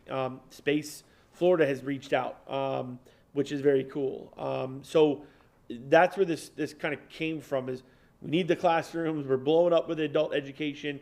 We've outgrown MTC because it's done such a really good job. And I think this could be something that I know the state has launched their Get There, which is the Florida's Workforce Education Initiative. And we just did our partnership with Goodwill, where, adults with maybe learning disabilities or unique abilities, we can come in and educate them a little more. So that was just recently done with Goodwill. That's something that the First Lady is pushing with Hope Florida. And so it just makes a lot of sense to create a space where I think we could see some really collaboration going on between businesses and our students, whether they be adult or even high school kids that are looking for careers. So I'm super, super excited about it. I would just only add the acronym is launch. You can see why, but the leadership, apprenticeship, the networking, the career readiness, it's all what, when we go around and talk to business leaders, this is what they're yearning for, is a space where they can come and meet students, whether it's high school students or adult students, and hire them, train them, talk to them, have that incubator, have classroom space, get a GED, do ESOL. This is really going to be something that in this area does not have it, and this is really. And I think it's really important to, when you talk to business owners, it's sometimes like when you're at church. Have you ever been on like church committees and you're like, how do we get more people to come to church? Well, you don't just sit there and like wait for them, right? Like you got to go out and recruit people. So the business owners, they've got to go out and recruit kids, right? And recruit a workforce. And so hopefully that's what this place becomes too, is that the chamber, the EDC, Career Suncoast, all these folks can come to this place as we've got ESOL and GED going on, and here's hundreds of students. There's your workforce. Talk to them. Have an office. Have a representative there. Hey, you just finished with your GED. What are you doing next? We need plumbers. We need electricians. So hopefully it's a recruitment place as well. So yeah, I think it's going to be great. I think the vision has been there for a long time. Well, and I just think got to put it together. It's very innovative too to be able to show all the partners to put it together, because not a lot of areas do that. Just like the innovation with the program up at the airport, it's really multi-levels and a lot of partners coming together. So as you see across the top, a lot of those people are partners that really want to have this happen, and we hope that they reach out and all of us can reach out to support our representatives that are hopefully making this pass through, so we can be able to get the funds that we need to from the government to be able to help make this. So we thank you for the opportunity to be able to share. Any questions, Ms. Brown? Where is this actually going to be built? Is it on our campus that we already have here? Yes, ma'am. So if you're standing at the front of MTC and you're looking at the front of it, it's going to be on the left-hand side, which is the west side, and it's going to be in the back of MTC, between MTC and the roadway that goes to Braden River High School. So if you stand there and look at it, you're going to look at it thinking, that's a pretty short footprint, but it is enough, as per this picture, that we can put that 35,000 square foot building there. That's why we're going up instead of wide. Okay, and the ask is from the school, I'm guessing from all of the partners that you have listed on this screen have bought into this and have contributed as well.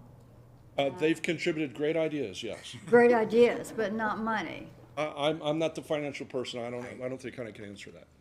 Their power and influence in Tallahassee will help us get this to the goal line. Okay, So this will be one of the major platforms on the Chamber's legislative platform. Okay. And the influence that the Gulf Coast Builders Exchange has, obviously Director Piccolo at the airport and his lobbying force, Bradenton, Sharon Hillstrom at the EDC. These are powerful forces that, when they're in Tallahassee, will really help us get this over the line. Because the next step now is working with those appropriation chairs and all the powers to be. So that's quite a process, but a lot of behind the scenes work. So their forces are really gonna help us. okay, and, oh gosh, I just lost my train of thought. This is not replacing what we're doing down at the airport. That is correct. Right. This is This is a whole separate building, I mean, from what I see, there's probably gonna be a room in there where even a chamber could have a meeting. Oh, they could have we could do a whole event there, right? We could take that whole first floor and do a whole meeting, a whole conference of all the developers or businesses in Manatee County, and have every senior high school student interested and explore and have booths. And I mean, it's really incredible what this whole center could do. And like Dr. Gansmer said, it's all movable walls, right? So we could have 20 some odd classrooms, or we can remove all those walls and have 35,000 square feet of a conference. Right, because like the convention center, any space that you have out there, they charge you.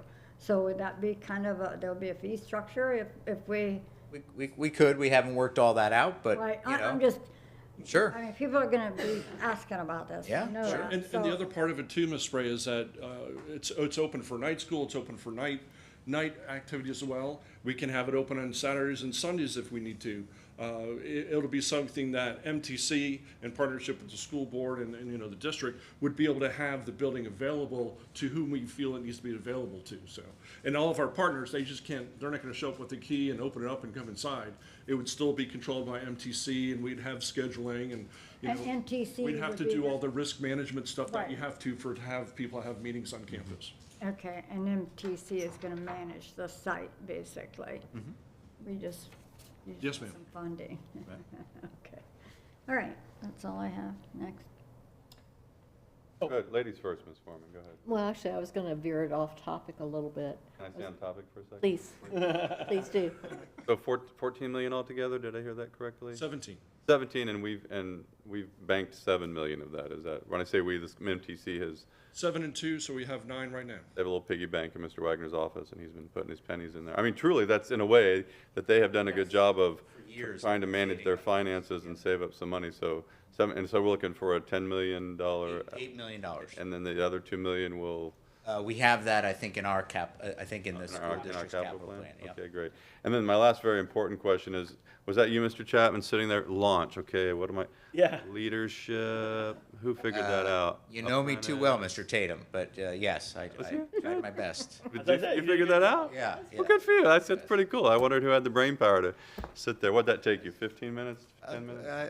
About half an hour? Maybe a couple of days, but Well, then you figured, all right, good. That's really clever. I like it a lot. So yeah. that's all I Been have. working for Edelman and whatever that is, marketing firm. Right. There you go. 15 That's all I have. Thank you. All right, you're off topic. Okay, I'm off topic, kind of. You mentioned the Goodwill training for the adults with disabilities. So that's, I recall our meeting on that. Right. And, Yeah, I don't want to it's make underway? it quite the Goodwill partnership, but right, oh, but okay. it's actually bigger than that, and I think Dr. Yeah. Gansmer could talk about it, because we just, I think, got the grant for it or applied for it, but I'll let Dr. Gansmer talk about. Right, so when we talk about adult ESC, we are trying to raise the water table to be able to offer more options.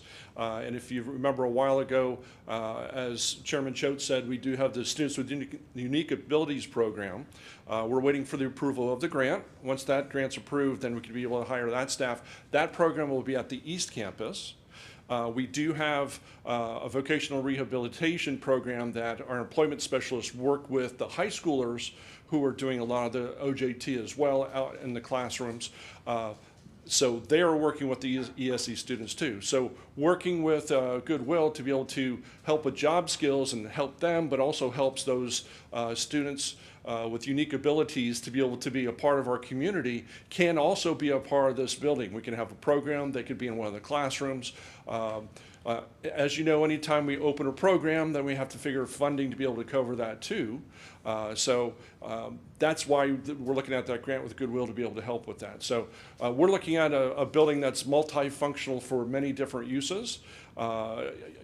Eventually, we'll probably outgrow the building in 5-10 years or whatnot, and we'll have to build another 6 stories on top of it, I guess, because, you know, landlocked, the only way you can go is up, so. Well, I think in our discussion, the demand is likely to outpace the space in the existing program. So I'm assuming that if we get this grant in this building, that we would be able to expand it, do you think? Will that make a difference? We can, I don't know about expanding this building, because it's really set at 3 stories. No, I mean expanding the program, Yes. the services to, Correct. to the adult ESC. Well, and my belief, if I can tell you my belief, if it means anything, is I always believe that you build strong and slow, because that provides sustainability. Okay. So I always believe that we need to watch at what we build, how fast it grows, because if it blossoms and blows up and everyone wants to do it and we have 18 billion people, but now we don't have the support for it. We don't have the policies behind to be able to cover it. We don't have enough room. So we need to build slow to make sure we do it methodical so it really is long lasting. Okay, that makes sense. Thank you. Thank you. And we can discuss maybe more of this off after this, but have we looked into, it was just run, First Lady DeSantis just had a thing yesterday about Hope, Florida. And Commissioner Hatch was there, and she is the commissioner for the Agency for Persons with Unique Abilities, APD. And so it was like I forget exactly what the acronyms and things they were using, but it's basically right along the lines of what we're doing with Goodwill. And so I don't know if that's something that there's some grants there, etc. You know, I just went to the event. I didn't look into it, but it's something that I want us to look into. There may be some grants and stuff there to be able to expand. I agree with you. You don't want to expand too much and all of a sudden can't do it and everybody's like, this is not what we thought. You want to start but that's something that, to Ms. Foreman's point of making that blossom like that, this is kind of their initiative is helping, you know, whether it be adults or kids, etc., with unique abilities. Yeah. Awesome. Anything else? Great. What is projected date for this? I mean, I think Hopefully we get the I money. think the construction of the building would take 18 months, so whenever it starts, it would open at 18 months after that. When would the construction start? When the funding is there? When would we know about the funding? Probably not until March. You hope so, So, yeah. You know, the governor has to sign, you know, we gotta get through the legislature, and then we gotta get it through the governor's desk. So, we don't know how busy the governor will be come that time of year, but you know, we were, last session, there were a few Guy Harvey Foundation appropriations requests that made it to the governor's desk, and Manatee County's appropriation request for Guy Harvey was the only one he signed. All the rest were vetoed. So we have a good track record with the governor, thanks to you all. So hopefully we'll keep that going, and we'll be whatever it is, 5 for 5 or 6 for 6, whatever we are at this point. So, but so, you know, it's got to get over that final goal line of the governor's desk. But so we don't know when, you know, because the session's earlier this year. We have primaries and caucuses going on, so we'll just have to see how it all works out. But goal one is to get it through committee, then get it to the floor and all that, and get it to through both chambers, then on through the budget bills, and then eventually through the big bill, and then on to the governor's desk. So coming out of our district funds is how much? 2.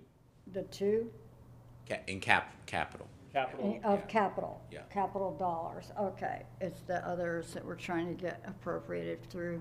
Because this will also benefit, you know, high school students, you know, with the pre-apprenticeship programs. Right.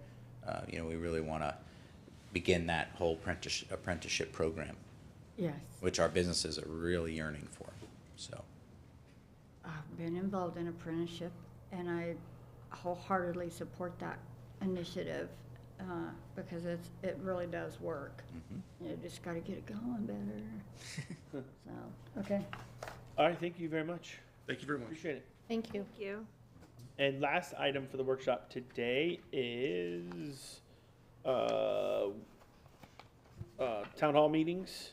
Can we take- Board conversation regarding town hall meetings. Can we take a bathroom? Oh, yeah. Let's take a 5-minute recess. Yeah. Sorry.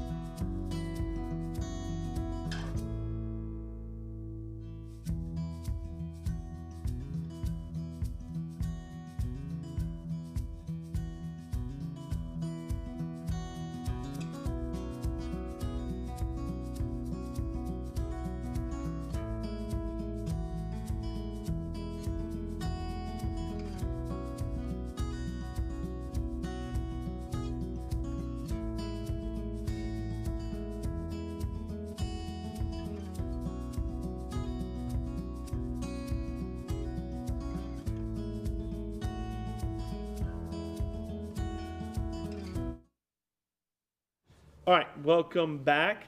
Now we are going to start our last item for the workshop, which is board conversation regarding town hall meetings. It says Mr. Chapman, but I don't know if you're really involved. I know, Ms. Spray, this was something that you brought up, talking about maybe doing it. Right. So I don't know if How- you what want to the- start. What the process is, that's I'm just here basically. representing the communications team, and just, we'll listen to the discussion and weigh in if you need me, but, I'm interested in hearing the discussion. Okay, there has been, people in the community have asked why we don't hold town halls, basically like the county commissioners do. Sometimes. Okay. And I didn't know how to answer that because I don't know how we do that. I've not known that it's ever been done by board members in the past, other than just attend an event and say a few words. I don't know how that process went, so I wanted to find out. How does it go? Where do we have them? Do we need to have them at a school? Do we have them on community property? There you go, MTC, I don't know. Yeah, I think the last time we did town halls, was during the COVID-19 pandemic. During the unmasked debate, we had, because of the health pandemic, because of the keeping our distance and all that stuff, we had I think it was a workshop, a board workshop maybe, or a town hall, but we asked community members if they'd like to be involved and speak, to come to 2 or 3 different locations around the district, Southeast Auditorium, maybe Manatee, and maybe Lakewood Ranch. And we had a whole, system set up where people could weigh in on the topic and so on and so forth. That was probably the last, and that's not really quite a town hall, but that would be the last example of something like that. But Right, that's similar to what we did when we opened it up to the community for our yep, and that was probably the last time. A superintendent search was Right, kind that of a kind town of- hall too. Each school you could come, and Right, I'm more, Dr. Vogel ran that. Yep. right, I'm more in the mindset of a board member going to their respective districts and talking to their constituents and/or anyone, really, that wants to come and listen or do a Q&A of what's going on. Maybe I'm opening myself up to a lot of ridicule here, but I'm like, okay. I don't know if we've ever done that. Have you ever done that in your No, district? no, since I've you- not. Reverend Golden not. did that. Reverend Golden did that when he first got on the board. He had, I think, was it monthly? I think It you was did. twice a month. Yeah, anytime there was a school board meeting, he'd have it before the school board meeting. At a community, it wasn't at a school. No, but I mean, it was was before at the a- board meeting. He It would, was at a he would do that community and then come. location, not at a school when he did that. Mhm. Yeah. Dr. Weissong, you look like you're about to say, or wanted to say something?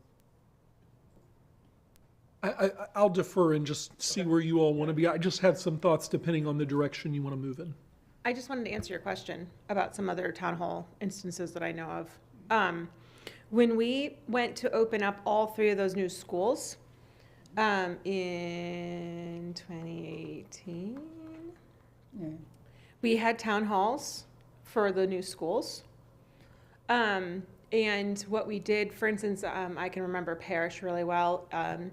When we were going to open up Parish, before Parish was completed, we had a town hall type event at Buffalo Creek, which is not far, but it was a large space. That's why they chose it. And sorry, I drink Coke now. And we had staff there to answer questions, and then we had I don't know if you've ever been to when the county, I know they do it in Parish, I don't know if they do it because they're not changing roads like they are in Parish, like where you're located, but in Parish they're redoing Moccasin Wallow and stuff like that. So in our community they have set up same kind of event where you can walk around the room and see different parts, like, oh, this is what Moccasin Wallow is going to look like, like different phases. So we did that for when all our new schools were coming on, so that the community could come and see, hey, this is where your investment is going. There were staff there to answer questions. You're right that we did do it for COVID as well. And I was going to say the same thing about Golden. Golden did that every 2 weeks. He did question and answer. We didn't set that up. He set that up. He did that on his own, and he worked that out. You know, and the only thing is, I think we've done these types of things, but typically when it's a hot topic. And there have been times where, like, I don't know, I think it was like last year, the civic organization in Parish invited me to come and give a big update. You know what I mean? And anytime you're asked to go and speak at a, something like that, I went and talked to the superintendent. I said, well, I've been invited to this, and I just want to make sure that anything I say is accurate. And she automatically was like, well, I'll come and speak. So, and that was fine. She and I went together and we talked, and that was fine. But there is a cost to that, right? Because you're paying her time to do that, really. And any other staff, if they're doing that, then they're not doing something else. So I think there's a real strong positive to it, and that is something you can do on your own. Like I said, like Golden did that on his own. He set up, a location. It wasn't a school, and when he put it out every board meeting, he'd say, "I'm going to be here at this date." And I think most of the time he only had a few people that showed up. There was just a couple regulars, but he got to know those regulars. And so I think there's some real benefit to that.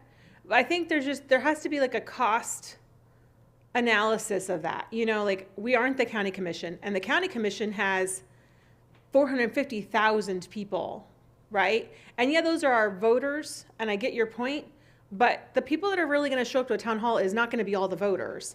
It's going to be the parents, and if they have a concern about something. And if you're the only one there, you may not be able to answer that question, right? I mean, that's why, like, when I was going to go present, I went and talked to the superintendent and said, hey, I'm going to write all the things, and I want to fact check them with you. I want to sit down with you and go through them, because I want to make sure if I'm saying it right, and I'm accurate. So there's the staff time that takes from that. I do think when there's hot topics, I think it's definitely worthwhile doing. And when we open our new schools, I think something like that. Like I think when we open our K-8, I think the community should see, oh, this is what it's planned, and all, like we did before. I think that's a worthwhile thing to do and hear from the community. But I'm open if you want to go set that time up to do that. That's fine. I know we talked about earlier. Mr. Tatum goes to the SAC meetings. That's a real opportunity too, I've gone to a couple, but it's a real opportunity to talk to everyone there too. That's when you're really going to hear the real questions, because those are the real parents that are experiencing everything, that are going to have the questions. And if you can't answer it, go, oh, well, I'll take that back, or you know what I mean? But to me, there's a lot of value in that and reaching those parents, because they're the ones that are going to be involved, and they're also going to be the ones that are going to be willing to speak out. So there is a little bit of history of doing that, but not the same way the county commission does it. We're not the county commission. We don't have the same purpose. We also don't function the same way. We have not done that in the past. But if you wanted to do things on your own, I'm obviously not opposed to that, because I've seen that happen before. And that was the primary thing to bring it up was, I'm not sure how it was ever done in the past. Well, take a look at Palm Solar. That was a town hall. That was a SAC meeting. No. it That was a You're SAC right, meeting. You're right. That what a was a- SAC meeting that was. Yeah, it was a SAC meeting. It was, yeah. it was a full house. And I SAC stood in the back, meetings- and no one even knew I was there till I left. SAC meetings have But, yeah. very low attendance, very low, at least on my side of town. I don't know about yours, but, Actually, it was there were probably 25, 30 parents at the well, SAC meeting. that's a lot. Yeah, Yeah, but yeah. if we want to have a meeting somewhere, I would like to know I have two questions. Number one, the legal restrictions, if I'm a candidate and if I'm not a candidate. That's like, let's say if one of us is filing for re-election and we decide to have a town hall and use school property. Now we're a candidate. I mean, are there any, No, that's different. is there, well, but I'm asking, I'd like to, like if I just want to have, like right now I'm not running, I'm not a filed candidate. If I want to go talk to the community in District 5 and I want to use the Lakewood Ranch High School auditorium, I assume there's no problem with that. Is there, or anybody, maybe Dr. Weissong, is there any problem with to have a town hall? If there is, then that's fine, I'll just do it somewhere else. But then I'll let you answer that question real quick, and then I'll ask my second question. Well, I think that's where I wanted to kind of see what the group was thinking about, because, and I think Mrs. Messenger alluded, there are ways to do this where you're just a board member out on your own, and, you know, as soon as you're doing it at a school site, then we have to talk about security, we have to talk about custodial, and then we get into the question of, do you want staff support, and if so, what does that look like, and how do we balance that among the 5 board members? So that was, you know, those are some of the details that it really depends on the direction you all want to head in. But I do think anytime we're talking about a SDMC location, that adds a lot of logistics. Yeah. And then there's the candidate question. What would you, if you were on school property? Like, for instance, I went to Lakewood Ranch High School to talk to the band booster parents, and we sat in their auditorium and had a chat. The school was already open, I guess, because they were having band practice. But let's say that now I did that during the campaign season while I was a candidate. And so I'm kind of using school property, and people are asking me, how are you going to vote on this? What are your thoughts on that? I'm a candidate. You see any, was it like a line there as soon as you filed a run that now you're, Once you're campaigning, it'd be better to not use a school facility. But otherwise, there's really not many rules if you're just a single board member. right. You can't speak for the board, everybody knows that. But it's pretty wide open if you just want to hold community meetings and, you know, and doing it in conjunction with SAC or PTO. Do we still have PTO? In the elementary school. Yeah, so, you know, that's fine, and, you know, but once you get into the campaign season, and you might draw an opponent that turns it into you know, almost turns it into a political thing, that'd be a bad look, so. Okay.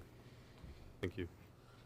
Yeah, I don't think that it's got to be anything like that we decide we need. I mean, I feel like it's up to each individual one of us. Like, hey, you want to hold one every quarter or every month, or, you know, go out and I would probably not use a school.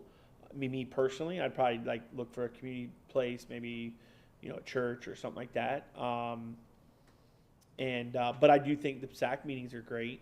But I think we just kind of do it how if you want to do it, great. Well, 2, I mean, 1, we've got 2 that's going to be running next year, I'm assuming, I don't know that. So there's that, and then the millage is coming up. That's, you talk about a hot topic issue, that's going to be a hot topic issue. You know, you had town halls, and I know I attended many meetings with different board members when that was being rolled out the very first time. And it was in different variety of places as well. I don't know that. And then 2, there was district staff going to these events as well. I do know that for a fact. So that's the reason I thought I would bring this up as a topic ahead of time. I would prefer, you can come up and say something, but me personally, I would prefer to keep district staff out of it, to be honest with you. Okay. And I only say that because I agree. we're the ones that, Yeah. we're the elected officials, and we're the one that, Right. hey, the good, the bad, the ugly, we should be getting. Not, you know, Mr. Jensen sitting there and getting berated by, you know, about whatever. That's not, you know, that's not his job. We're the ones that, if it was like a question and answer, like something like that, you know, I would rather not have district staff be involved, because it's our job, like, I feel like almost to protect, like, we're the board, you know what I Right, mean? yeah, and that's why If that it makes goes sense. back to the earlier topic. I don't want to have that backdoor entrance that the staff can go in and say, hey, look how beautiful this is, and then I'm being asked, well, what's the results of it? At the same time as their board member, because there was questionable methods used to promote that through the district that I was asked about, is that legal, is that legal, is that legal, kind of thing. You're right, it is up to this board, and we need to be able to have our talking points on any issue, really. I mean, just like the launch center. I've got to be careful not to say the lunch center, the launch center. You know, people who maybe have tuned in today will say, oh my gosh, they're building another facility. Well, it meets the demands. You know, we have a demand in our community, and what those demands are is labor shortages and training for that whole labor market. So there's that kind of thing. So yeah, I just want to make sure that if I can go out as an individual board member and somebody asks me about something, I'm speaking for myself, first of all, out in the public, to know that I only am one vote on this board. You know, you got four other districts represented up here overall. So I didn't know how the town halls worked before, during that cycle.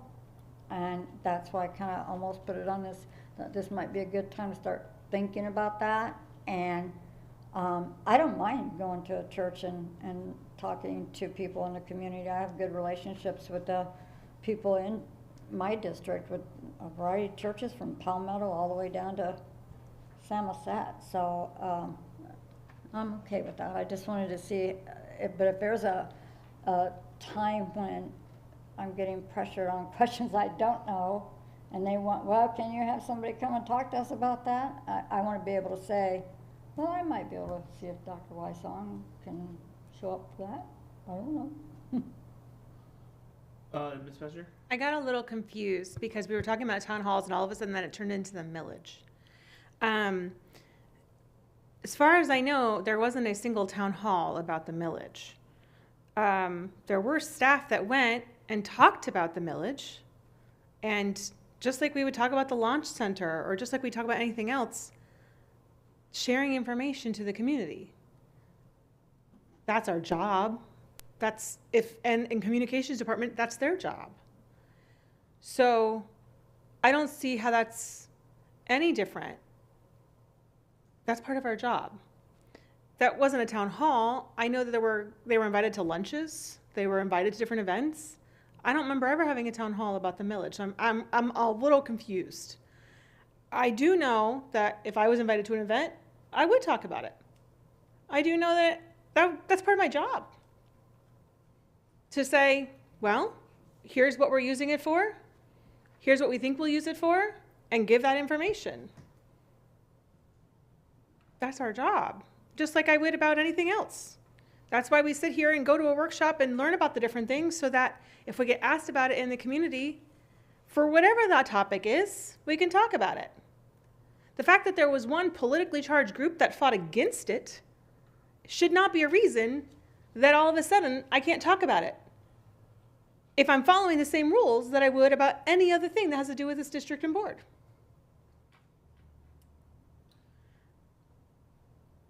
I want to point out a couple more things. It was said that you're one vote, and that is true. We are all one vote. But I also want to say one thing. When you go and you speak as a board member, once a vote has been taken, it is a board decision. And there have been times where this board voted in a way that I did not agree with, and I did not go out in the public and say, well, the board voted for this, but let me tell you. It's a board decision. Once you're right, you're one vote, and you can always give your opinion. Hey, you know, I think we should do this, or I think we should do that. But once it's a voted on item, you say, the board has said this. The board has done that. Because that's part of being this board and this team. And one final thing. We represent the entire county, not our district. We represent the entire county. You might have got elected by your district. I got elected county-wide. I represent the entire county, and no matter who voted for you, you do too. So saying, well, you know, we all have our own districts to represent. Nope. The entire county. That is our legal responsibility. Don't care who voted for you. Your legal responsibility is the entire county. And I really have concerns. That was the concern about the single member district, is that now it's going to be, well, this is my district. No, it's all 50,000 kids. Not just the ones that are in your district. Not just those people that voted for you. It's everybody. That was it. Thank you so much. But just for clarity, I wouldn't go to her district and talk. That would be up to you. You were voted, elected countywide at the time. But I wouldn't go to your community no more than I wouldn't go over, well, I went to Palmasola Sac, but that was because it was a kind of a hot button issue. But I sat in the back. I didn't engage, so. That wasn't my meeting, it wasn't my community. Right, I understand, but I may reside in that district. I hate the single member district. I think it is ripe for abuse, whether we are doing it intentionally or not, okay? And I would dearly love to see this board do whatever we have to do to get it back on the ballot and get it back to countywide. well, we're getting way off topic on that I know, now, so- well, we are, but I'm just saying We're- town halls, I would not, during town halls, I wouldn't go to Mary's Somewhere else. area. Come Right, on I over. just wouldn't. come I on ju- over. Oh, well. I don't care. It's fine, it doesn't matter. I mean, if they don't care, but if you don't want to, you don't have to. Were you, had something else? Well, no, okay. I really would love to so- see us get rid of that. Okay, well, I think for town hall, for the purpose of today's meeting, the town hall, I think that we've all kind of come to the conclusion that if you want to do it, right? I mean, And for the You'll do record, your- I'll go anywhere, anytime, any place in the county to talk to anybody about anything. sure, as long they as ask, yeah. They ask me. I don't care what district it's in. If they want to have a beach sundown meeting where we watch the sun go down and Wait, Yeah, why does she get all the that's my district. Why should you I'll go to go the meeting? anywhere, anytime. I'm just saying, but seriously, I will. I'll go anywhere, anytime, whoever wants to talk to me about it. That's a whole nother discussion about districts, but I just, for the record, so the public knows, watching, Well, I'm just saying, I do represent the district. but But I don't think. Somebody asked me about an issue, I would say, well, your district representative is Mr. Chopa. We all represent the same thing. He's gonna tell you the same thing I would probably. But I would give you the option first to reach out to that person. That's just like the email thing, you know? Okay, if it's everybody, but it's actually geared to Lakewood Ranch High School, I don't interject. I really don't. Same thing with Parish Community. If it's something out there, I don't try to interject. I just kind of, okay, I'll just let them do that. But as far as town halls, I guess if it was something that I would require staff, I would just run it past Dr. Wysong and say, hey, I want to do this. What do you think? Kind of individual case basis? Is that, would be the consensus here? Yeah, I would say, yeah, do you? Okay. but Because I again, didn't know what, I just, had me been personally, done in I'm the not saying past. we need to make a policy like that. No, but I I'm would not just say- asking about a I policy. would say, as much as we can to leave, like, staff out of it. Like, if you want to go talk about a topic, cell phones, right? And you want to go, me personally, I would not ask the district to come with me because we make that policy. And I want to protect our employee, except, so I just would stay away from asking district to be there. Because if you're at a town hall and they ask you XYZ question, you know the answer, it's okay for us to say, I don't know that answer, but I can find out, and then you write it down and do it, right? So that's my personal preference, is to keep staff, unless it's something like a school being built, and of course we need, Mr. Horton and stuff like that there to answer, and Mr. Rinaldi for technical questions like that. That's a little bit different. But I think policy stuff, hot button, stuff like that, I think it's best for us as elected I officials. just want to make sure I have the take that on. liberty to do that. Oh, That was absolutely. Basically. 100%. the whole Schedule 'em thing. away. I wasn't sure how I didn't know that Yeah. Mr. Golden did it. Saturday mornings with Every spray t- at Starbucks. Starbucks with spray. I think we- Oh, my Every gosh. Tuesday. Anything but a Starbucks. Dr. Whitestone, do you yeah. want something to add before we?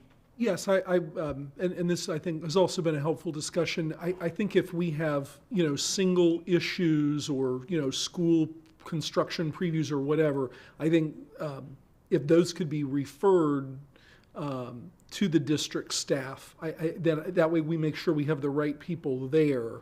I just want to be sure we don't end up in a situation where staff are routinely doing like an event series or whatever that's taking away from their regular I agree. duties. I agree. Okay. But if you schedule a town hall meeting for next month and you want to ask Mr. Chapman about something we had, can you give me that thing from the meet, whatever, like that's easy, but yeah. Yeah, that's why I opened up by saying, like, I was invited to speak to something, and I went into the superintendent's like, these Yeah. are the things I want to talk about. And I wanna make sure I'm not I want to fact check putting myself my foot in my mouth, before I yeah. walk out the, you know. Yeah. All right, sounds good. Anything else? Loud noises? No, we're good.